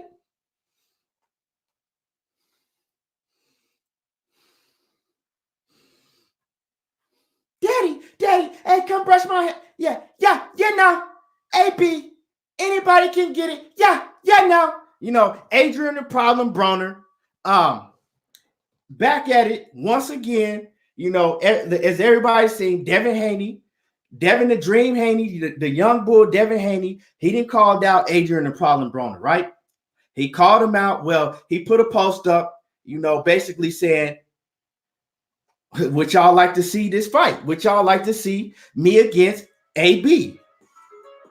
You know what I'm saying? Would y'all like to see me fight Adrien Broner? And AB, he took offense to that because AB took it like, okay, Devin Haney look up to me like a big brother. You know, every time I see Devin Haney, he coming around and he calling me his big bro. But now, since Devin Haney, you know, then got around Floyd Mayweather because Devin Haney was hanging around Floyd Mayweather for the Super Bowl weekend, right? Devin Haney and Floyd Mayweather, you know, they was kicking it. They was riding bikes together, hanging out in Miami, right? And so Floyd Mayweather, I'm sorry, Adrien Broner, he feels like that Floyd Mayweather has got into Devin Haney's head, you know. So he took some offense to that, like, you know, like I'll beat this little nigga's ass. Basically, he was like, you know, like dude is a young kid, I'll beat his ass, right? And so we all know that Devin Haney, he's promoted by Eddie Hearn, right? So Eddie Hearn, he comes out and he says, look, I don't think AB gonna take the fight. I don't think AB will go down to 140. I think it was like 140, 45. I think they wanted to do a catch weight at 145, if I'm not wrong. But anyway, he said 144, 145 pounds, right? They talking about fighting at a catch weight. And Eddie Hearn said he don't believe Adrien Broner. Adrien Broner come out and said he want to fight. Give him 20 mil. Give him 20 mil. He'll take the fight, right? Eddie Hearn says that Adrien Broner ain't worth no 20 mil. He says that he ain't worth no 20 mil and that he don't think he'll come down to 140 or 145. You know, they'll either have to fight at a catch weight at 144, 140, or they'll fight at 140, right? And he said that Adrien Broner ain't gonna come down, and he says Adrien Broner ain't worth 20 mil. Now, right, that's just the beginning, because Adrien Broner then came out recently and said a lot more about that. But I'm gonna get into that in a minute. But before I get into that, I'm gonna tell y'all why this is a great fight and for Devin Haney. and why AB deserved 20 mil. First of all, AB is a huge name, okay? If you want AB to come over there on DAZN, do you know how many subscriptions you will get just by the way that Adrien Broner promotes fights? I ain't talking about if he win or lose, but everybody will tune in to see Adrien Broner win or lose. And do you know what they'll do for not only DAZN? Do you know how many subscriptions they'll get with Adrien Broner going over there to fight on DAZN against Devin Haney? Do you know what that will do for Devin Haney's career? If them two fought, that's a fucking, you know what that'll do for Devin Haney's career? That will boost Devin Haney's career up through the roof if he goes and fight Adrien Broner on DAZN and beats Adrien Broner, the young bull, Devin Haney. So you telling me that AB don't deserve 20 mil for that? Hell yeah, you better pay him 20 mil. You paying all these other dudes that don't have half the name of Adrien Broner.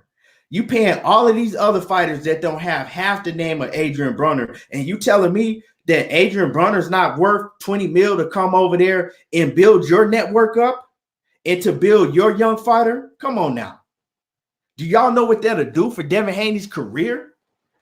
What y'all think about that? Do y'all think AB deserves 20 mil to go over there and to fight Devin Haney, which will be building the DAZN network? They're going to get tons of subscriptions because everybody's going to want to see that. It's going to build Devin Haney's profile out the roof, you know. And he already a young star, but that's just going to take him through the roof. What y'all think about that? Fiji Water says Broner beat Manny clean. Okay, I mean, I don't know what fight you was watching, but I. Todd Swindle says Tank got to take care of his legal issues. J.A. Dixon says in reality, they're trying to use AB to bring traffic from black fans to DAZN. Exactly, but giving him 20 mil, they'll do that. Because I know a whole lot of fans, black fans, gonna pay to see Devin Haney and AB fight on DAZN. You better give him that 20 mil. Fiji Water says 20 mil is a humble request from a cash cow of boxing. That's real shit. I'm not gonna say that he's one of the cash cows of boxing.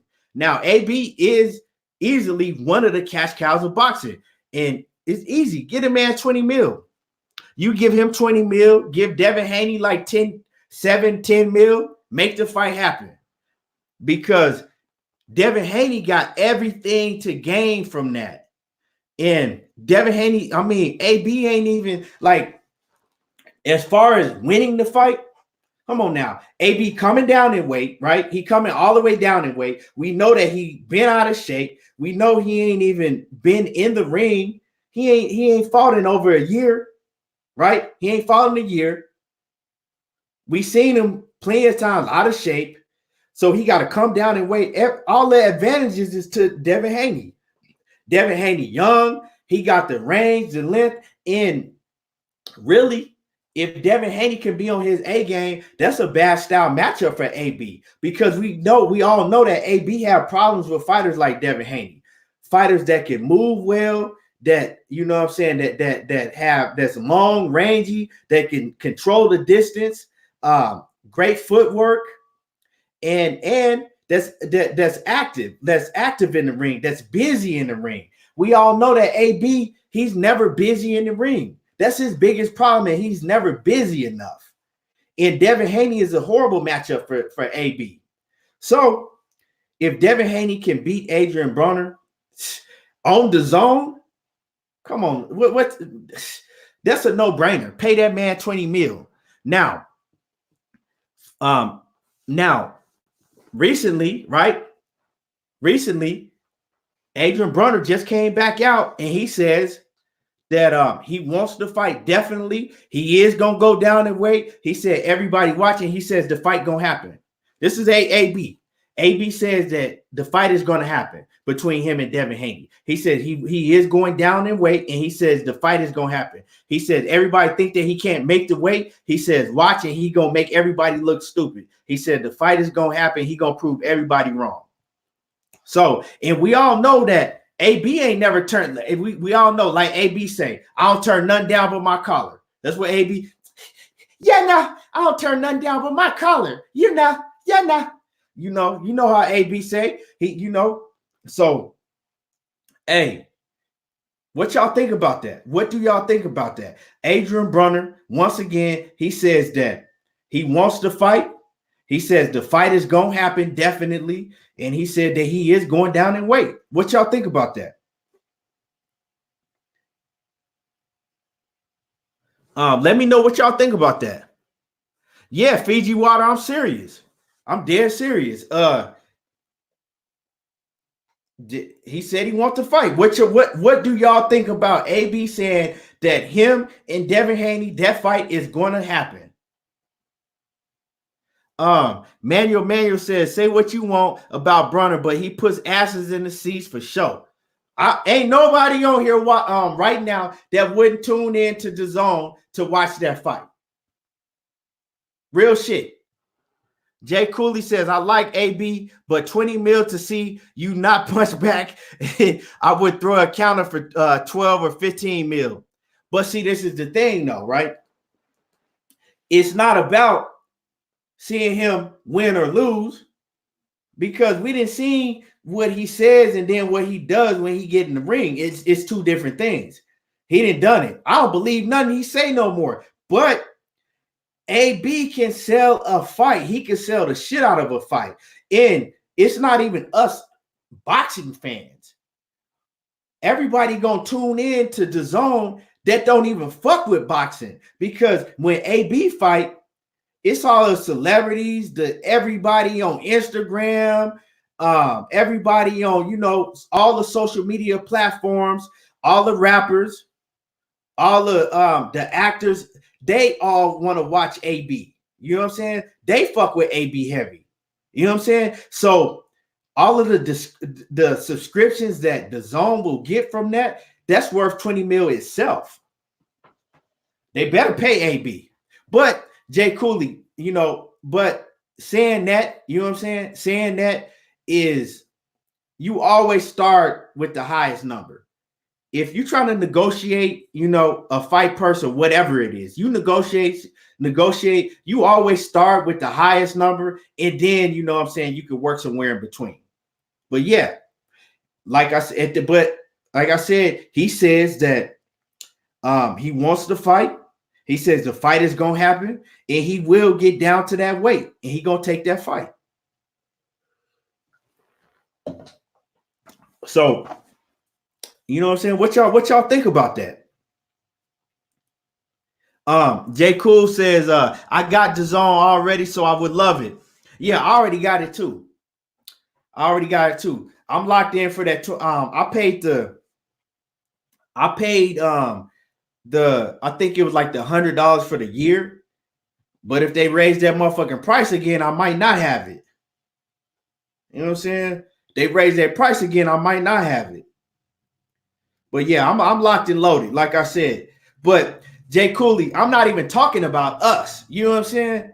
I'm not talking about us, because we all diehard boxing fans. You know what I'm saying? We wouldn't even be on this platform talking about boxing if we weren't diehard boxing fans. I'm talking about, you know what I'm saying, your girlfriend and your homeboy, and you know what I'm saying, and them that don't even watch boxing. They know who AB is.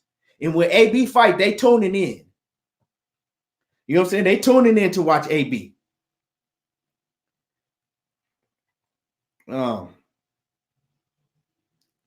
So that's, like I said, that's a hell of a fight. Because Devin Haney, man, he could do. You know how big Devin Haney's career will blow up if he beat AB, if he beat Adrien Broner in front of all of them people. And AB, just imagine the build up to the fight. AB gonna act a motherfucking fool. He gonna act a damn fool. Imagine the build up. And hit my like button. If you in the building, hit my like button. It only take a second to hit the like button and subscribe to my channel, Everything Boxing on YouTube, okay? If you're not already subscribed. Yeah. J.A. Dixon says it says something though. If you go to DAZN and have to get fighters from other platforms just for promotional purposes. Yeah, because they doing anything and everything to build that platform. You see what I'm saying? But Eddie Hearn, he been making some moves lately. You know what I'm saying? He been making some moves lately, getting a few of these fighters. But just like you said, J.A. Dixon, they doing anything they can to build that platform. You see what I'm saying? And what's better than putting a fighter like AB that can sell and that has a big star power? He has big star power outside of the boxing world, because the boxing community is a small knit community.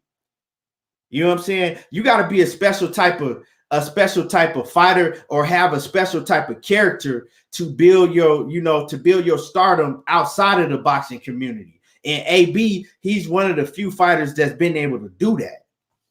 So getting AB over there is huge. And like I said, I think Devin Haney will beat him just because AB has been inactive, and AB, he just not focused like that. You know what I'm saying? He not on his game like that. You know what I'm saying? AB not focused on his game like that.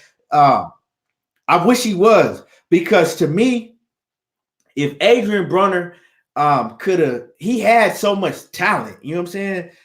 Like AB, if he could have been like really on his shit and really stayed in the gym and worked on his craft and not really been focused on being a superstar outside of boxing, Adrien Broner would have been, you know what I'm saying? He probably could have been bigger than Floyd Mayweather. Real shit. Because the stardom that he has and the way that he can sell a fight, like we talking about this dude and he ain't beat nobody in I don't know how long. AB ain't beat nobody with a name. He never beat a top level opponent. Antonio DeMarco is probably the biggest opponent that he's ever beat, like toughest opponent that AB has ever beat. Antonio DeMarco, back when AB was fighting at 135, right? That's his toughest opponent that he's probably ever beat. Real shit. And that was way back in 2013 or 12? But we still talking about him to this day, because every time his name come up, people be just because and it ain't for what he does in the ring. We all know that it ain't for nothing that he do in the ring, because ain't nothing that AB do in the ring exciting. He go in there, he throw 5 punches around, but he talk a whole lot of shit, and he make you believe that he gonna come out and he gonna be a total different fighter than we saw him last time. Every time he get on that podium and talk, and it's facts. Johnny Williams says Shakur Stevenson is the real deal. Oh yeah, Shakur Stevenson is the, you know what I'm saying? Shakur Stevenson the real. Shakur Stevenson is special.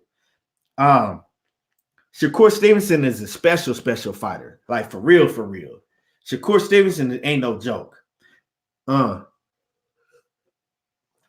If Shakur Stevenson can stay focused, if Shakur can stay focused, and I don't say this about no fighter, right?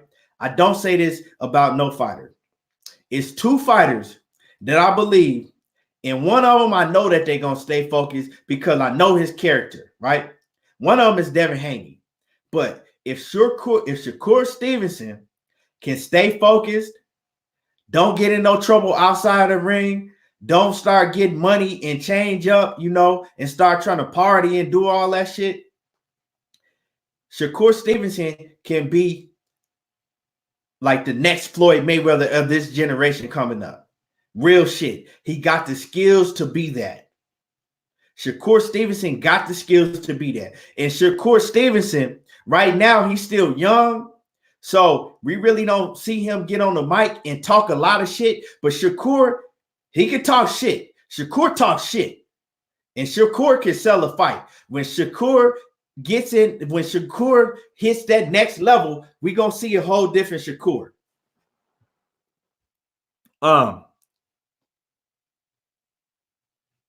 Let me see. J.A. Dixon says AB's biggest name is who? Paulie.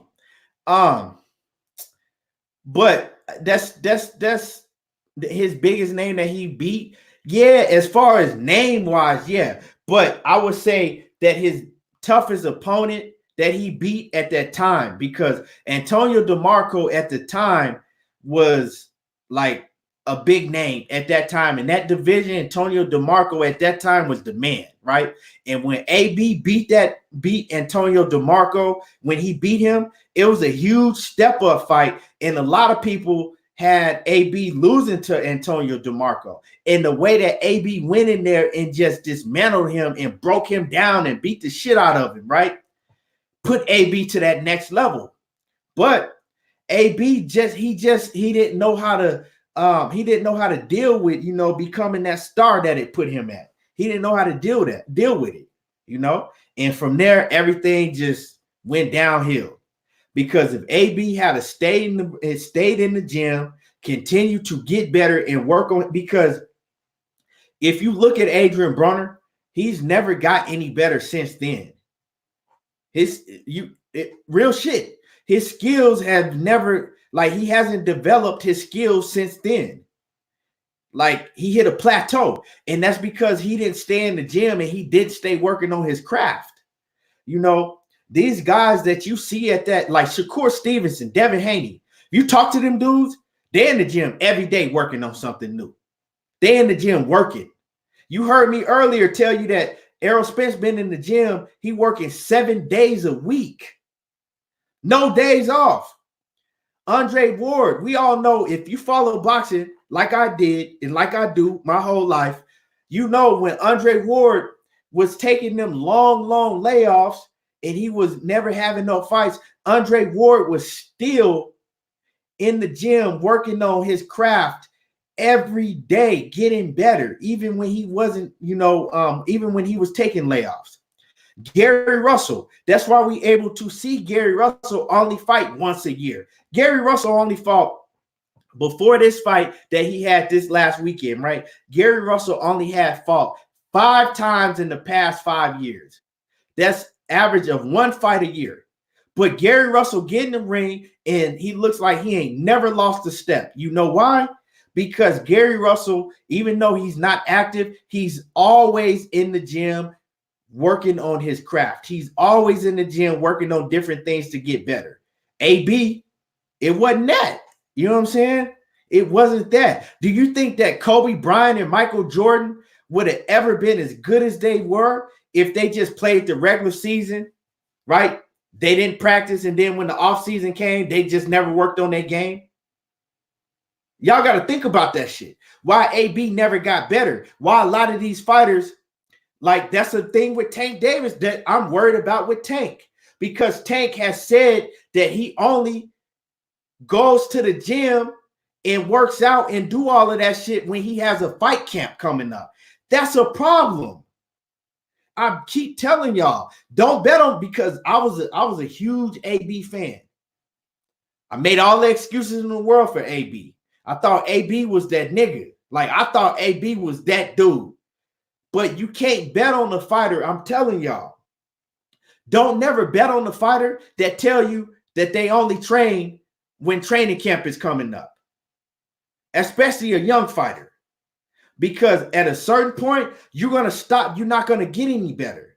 Like I said, if Kobe Bryant and Michael Jordan and LeBron James only played during the season, and then during the offseason, they didn't shoot not one bucket and never worked on none of their game, do you think they would have ever got to the level that they're at? No, never.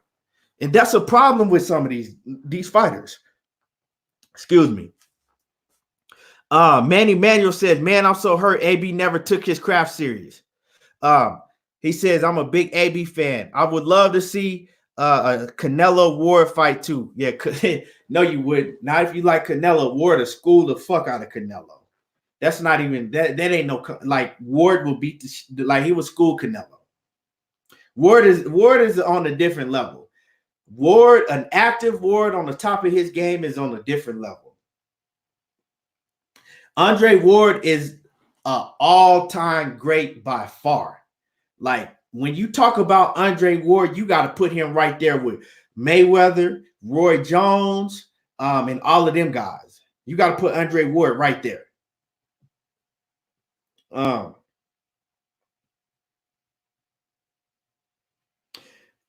Domo Gilliam says, I think he talking about AB. He says he do too much and get whooped. Yeah, I mean, you know. Todd Swindle says Tank got to take care of his legal issues. Yeah, man, I really don't even get into none of that stuff that be going on outside of the ring with them guys' legal issues. I try to stay away from all that. But, you know, as far as Tank, you know, he just got to stay in the gym and keep working on his craft. You can't be that young and continue and think you're going to continue to get better if you only train when training camp comes up. And that's for any fighter, not just Tank. That's for any fighter. Like I said, that to me, that was AB's biggest downfall. That he wasn't in the gym working constantly. He was only really training, you know, when he got to a point to where he only got in the gym and worked on his craft when he had training camp. You know, the best fighters, you know, and we see are fighters that are always in the gym working on getting better. Terence Crawford, always in the gym working on getting better. You see what I'm saying? The best fighters that we've seen all the time, when Errol Spence, now he back to being in the gym. Like I said before, if you just tuning in, if y'all didn't catch, I was cooking. If y'all didn't catch the beginning of the show, when I talked about the interview that Derrick James did with that Derrick James, Errol Spence's trainer, did, and he talked about Terence Crawford, and he got into a lot. But one thing he did say is he said that Errol Spence is in the gym 7 days a week. So all of that shit, when you see Errol Spence, oh, he's partying, don't let that fool you. Errol Spence still in the gym 7 days a week, right? Working on this shit. But yeah, all of the best fighters, when we seen Errol Spence like running through all these guys, was just dogging. He was in the gym working on different things every day, working on his craft. Anthony says, you never seen Mayweather out of shape. Hate him or love him. He perfected his craft and changed his name from pretty boy to money. Hey, that's facts. You never seen him out of shape because he always stayed in the gym. Even if he went to the club and didn't leave till 4 o'clock in the morning, he would go straight to the gym and work on shit. You cannot get that good. That's what I'm saying. A lot of these young fighters, they think because they have talent, it's just going to carry them, you know, to a certain level. That shit don't mean nothing to a certain point. When you get to that top level, everybody got talent. Everybody got talent. It's about who worked the hardest, who trained the hardest, who's working on their craft while you sleeping. That's just what it's about. The same thing in any sport. It said Manny Manuel says, but if you go back and watch the AB Pacquiao fight, AB's game plan through the fight, 3 to 4 rounds, were perfect. Was a perfect idea. What happened in the later rounds? I didn't see AB. I watched that fight. I mean, I didn't see AB. I was very disappointed because even though I didn't think that AB was going to beat Pacquiao, I thought he was going to give Pacquiao a hell of a fight, right? And I was very disappointed in AB because he wasn't active enough. And AB, once he got hit by Pacquiao, he was just looking to survive. You know what I'm saying? And AB got a hell of a chin. So, of course, he was going to be able to survive. He was running, and he was looking to survive, and he was not doing anything to try to even win the fight.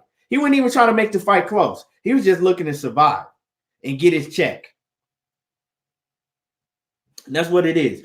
So now, but like I said, so don't be surprised if we see Adrien Broner and the young bull Devin Haney fight being announced sometime this summer.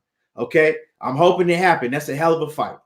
But one thing I want to get into is lying ass Eddie Hearn. Okay, Eddie Hearn, he done came out and he done lied on Deontay Wilder again, right?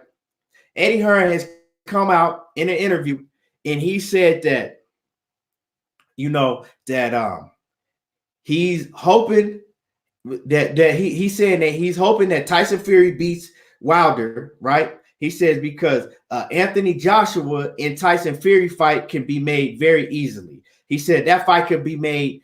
It won't take no time to make that fight. He said all it's gonna take is one phone call, and that fight's gonna be made like bam. It's gonna be made very easily. He says because Deontay Wilder don't want to fight Joshua. This motherfucker came on there and says that he's been trying to make a fight with Deontay Wilder for years, and Deontay Wilder has basically been ducking Anthony Joshua and don't want to fight him for years. If anybody believe that shit, you're a damn fool. You're a goddamn fool if anybody believe that shit. How can Eddie Hearn come in front of millions of people, right? Because I mean, everybody gonna see it. How can Eddie Hearn come out and continue to tell these lies, right? Let me see if I can find the article. It's an article too. I watched the interview, but it's an article. Let me see if I can find that article. Let me pull up this article.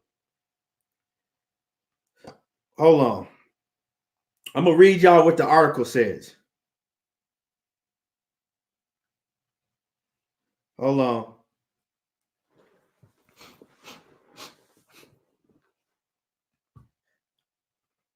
It says Anthony Joshua versus Tyson Fury can be agreed upon in 2 minutes, says Eddie Hearn, right? He says, let me see. Okay. He says a deal could be reached for Anthony Joshua to fight Tyson Fury in a 2-minute phone call. He says, but Wilder will be much more difficult to make, according to Eddie Hearn. It says, hold on. He says, Wilder has no interest in fighting Joshua, and Joshua is irrelevant. That's baffling. Joshua's promoter, Hearn, told whoever he was talking to, right?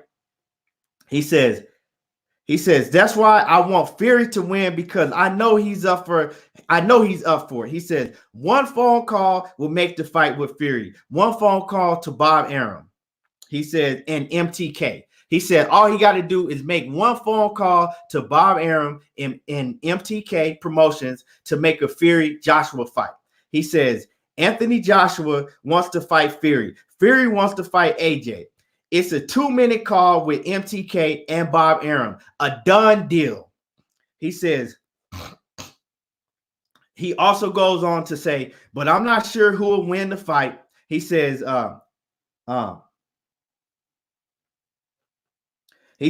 that worries me that we're in that position. He says the winner of the fight will be under so much pressure to fight Anthony Joshua that this time it will be unavoidable.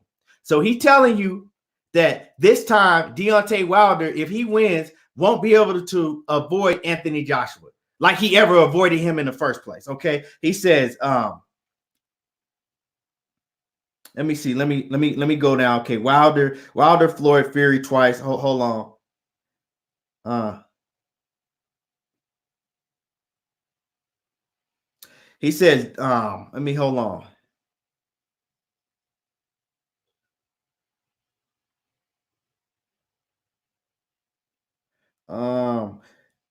He said, well, let me see. But anyway, okay. So Eddie Hearn went on to say that, you know, it's easy to make a Fury fight. They've been trying to make a fight with Deontay Wilder, and Deontay Wilder has been avoiding the fight with Anthony Joshua for years.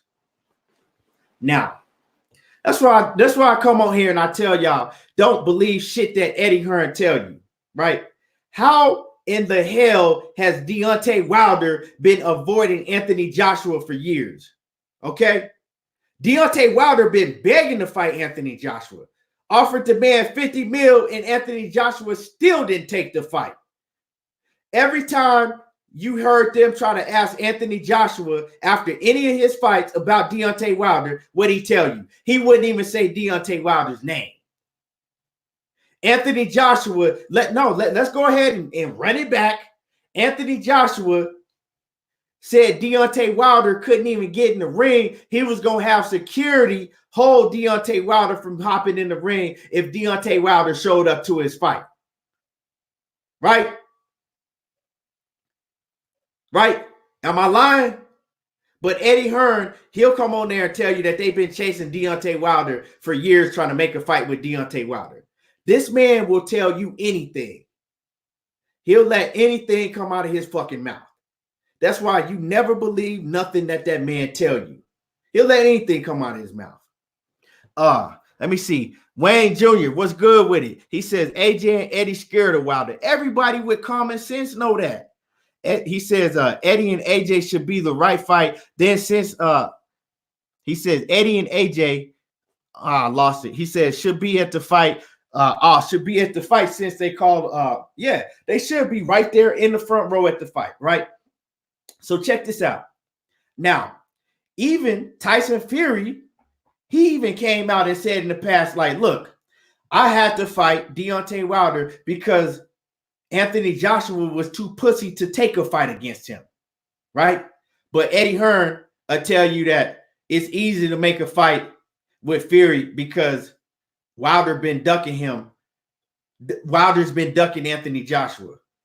He's been trying to make a fight with Deontay Wilder for years. Come on now. Let me see. Jermilo Chestnut says people forget Wilder accepted $15 million of flat fee to go to UK and fight. Yeah, he look, Wilder, okay, first they offered him 12.5 mil, right? Offered him 12.5 because they didn't want to give him no percentage. They refused to give Wilder any percentage after they just had gave Joseph Parker like 32%, right? They didn't want to give Wilder that same, you know what I'm saying, that same percentage, right? They offered Wilder a flat fee of 12.5 mil, right? Wilder said, okay, if I'm going to take that flat fee of 12.5 mil, right? If I knock out Anthony Joshua, if I win, he got to agree to the same terms, right? Nah, they didn't want to do that. Fights off, right?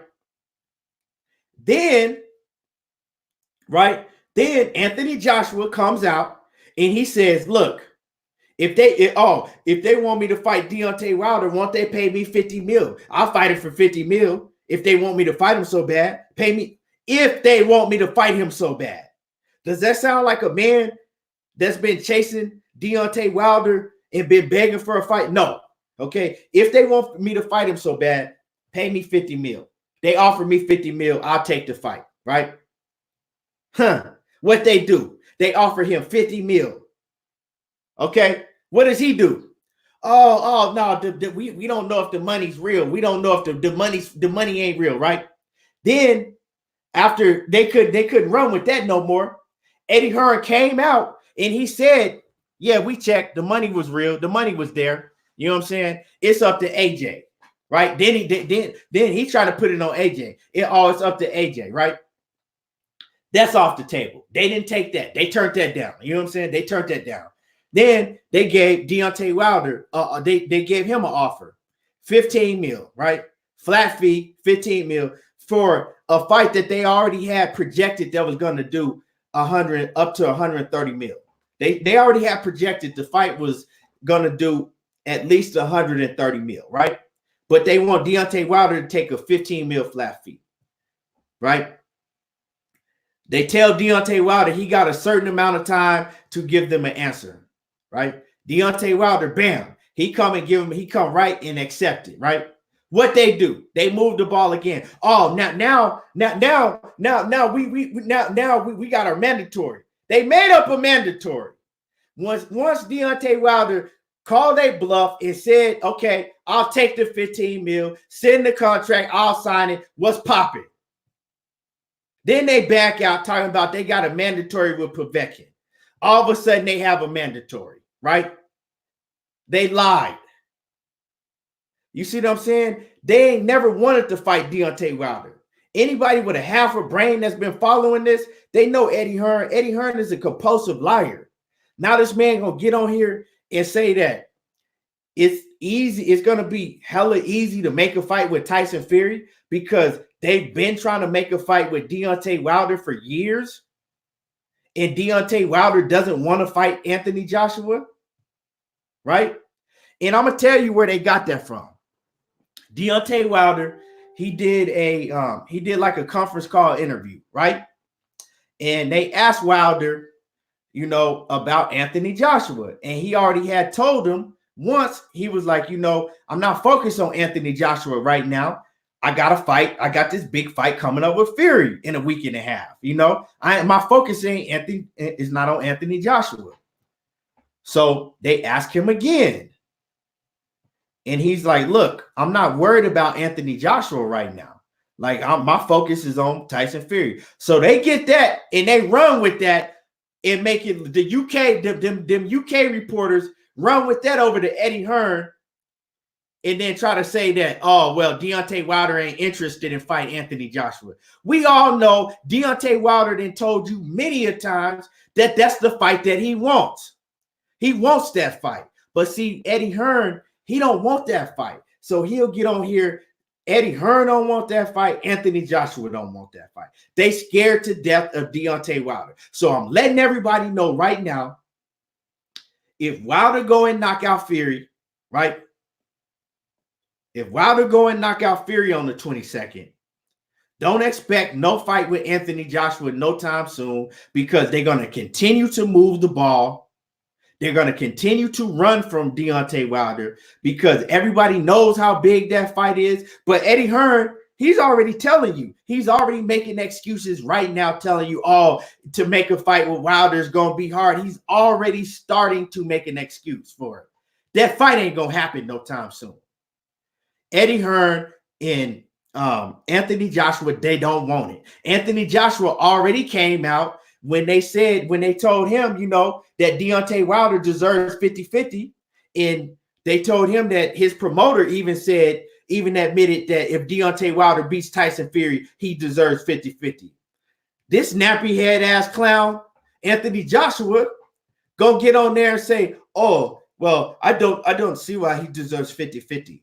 I mean, you have to convince me and show me why he deserves 50-50. What the fuck you mean I don't know why he deserves 50-50. So you telling me you don't know why he deserves 50-50. You telling me now you don't know why so he trying to back out the fight, right? Saying one thing, Eddie Hearn trying to back out the fight, but then they'll get on camera, they'll talk to everybody over there in the UK. You know what I'm saying? They'll talk to all the Joshua fans that'll believe anything that they'll believe anything Eddie Hearn tell you. You know what I'm saying? Eddie Hearn will piss in the cup and tell you it's apple juice, and you'll sit there and watch him piss in the cup. He'll look you dead in your eye. You'll watch him piss in the cup, and he'll tell you it's apple juice. And some of you motherfuckers will still believe that it's apple juice and drink it. For real. Go ahead and drink that Eddie Hearn piss. Because, I mean, he showed millions and millions of times that he don't have no problem lying. He going to do anything he can to protect his bag. And his bag is Anthony Joshua. Because if Anthony Joshua gets knocked out by Deontay Wilder, he knows that's the end of Anthony Joshua as we see him now. Like, that's the end. That's it. That's two knockout losses. That's it. Ain't nobody talking about no Anthony Joshua like that no more.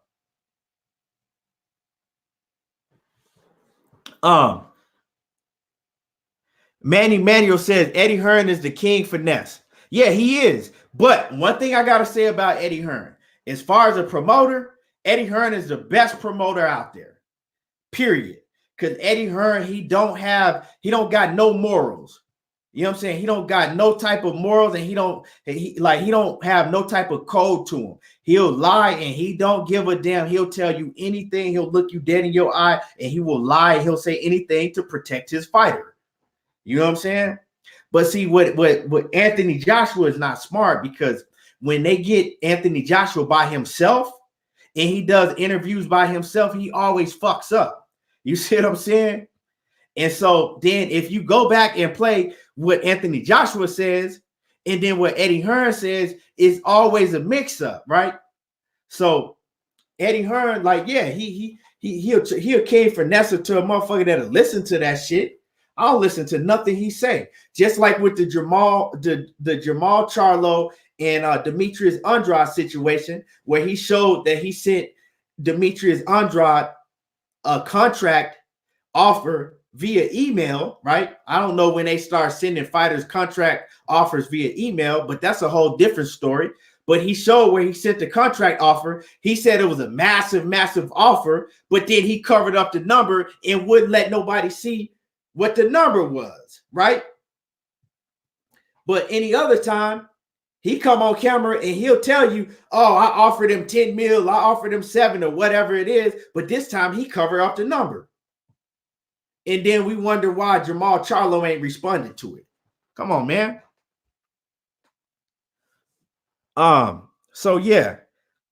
So like I said, Eddie Hearn, he out here lying again, you know, and it's crazy because he's trying to get Anthony Joshua clout and make it like Anthony Joshua is the big bad, you know, is the big bad heavyweight over there in the weight.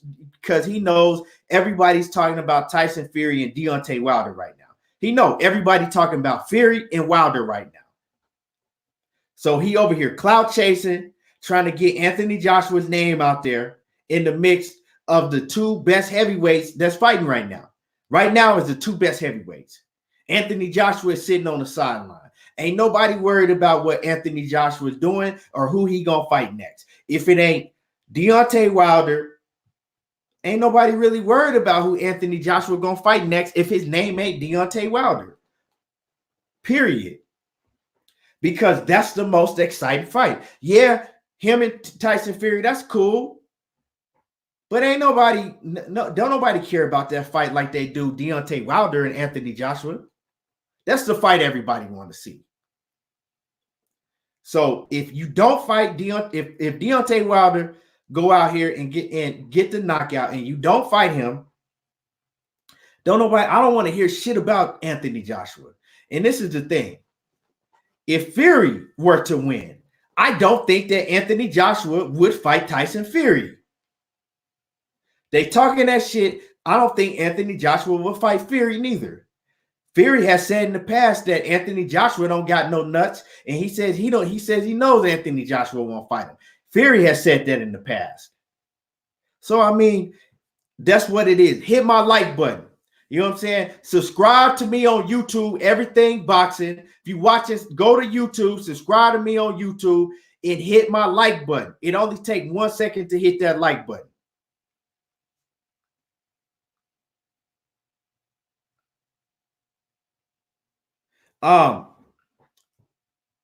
Anthony Saldana says Broner about to price himself out, and he says, and Eddie Hearn better worry about Joshua getting knocked out by a mandatory. Hey, it could happen. We all know that Anthony Joshua got that weak chin. We all know that he got a weak chin, and you know he fight the wrong mandatory, he could hit that canvas again and go to sleep, and it wouldn't surprise me. Because, I mean, Anthony Joshua, he outboxed the shit out of Ruiz, but we all know Ruiz was sloppy. He wasn't nowhere near his A game, and Anthony Joshua was still fighting hella scary. Every time Ruiz touched Anthony Joshua, he was wobbling him. Every time he touched him. Yeah, so like I said, Eddie Hearn, but Eddie Hearn, he out here lying. He gonna do more. But if they really wanted to smoke with Deontay Wilder or Tyson Fury, they will pull up to the fight on February the 22nd. They'll pull up to that fight. If they not at the fight, I'm gonna tell you like this. If they don't go to Vegas, if they not at that fight, they don't want no smoke. Because if they really at that fight, if they really wanted to fight with Deontay Wilder or Tyson Fury, Anthony Joshua and Eddie Hearn's lying ass would be out there at Vegas come February 22nd for Wilder Fury 2. They'll be doing interviews. They'll be in the press. They'll be at the fight. I guarantee you they don't show up to the fight. Jamilo Chestnut says, how do you feel about a possible Terence Crawford versus Chris Van Heerden in South Africa? Don't know if you touched on this already. Yeah, man, we got into that earlier. I touched on that earlier. That's a shit. Like, I don't want to see that shit. That's some bullshit. That's grade A bullshit right there if that happened. Chris Van Heerden ain't fought in 4 years. Why everybody want to see that bullshit? Terence Crawford, I'm gonna tell you like this: Terence Crawford bet not fight him. If Terence Crawford wanna be talked about and talking about he deserved a fight with Errol Spence, he bet not fight him. But anyway, like I said, go check the replay because after I wrap this up, you know, about like 15-20 minutes after, the replay will be up, so you can check the beginning of the show. I cooked on a lot of stuff. I cooked on what Derrick James had to say about Terence Crawford. It's a lot of stuff I talked about in the beginning, so y'all go check the replay if you missed the beginning of the show. But yeah, anyway, we've been on here for over 2 hours. You know, we've been on here for over 2 hours. I appreciate everybody for tuning in.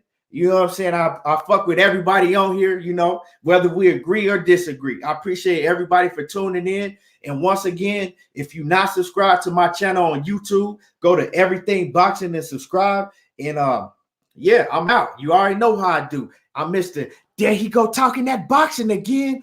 I don't watch reality TV. I watch boxing. And like I always say, anything ain't everything, but around here, everything boxing. I appreciate everybody. I'm out.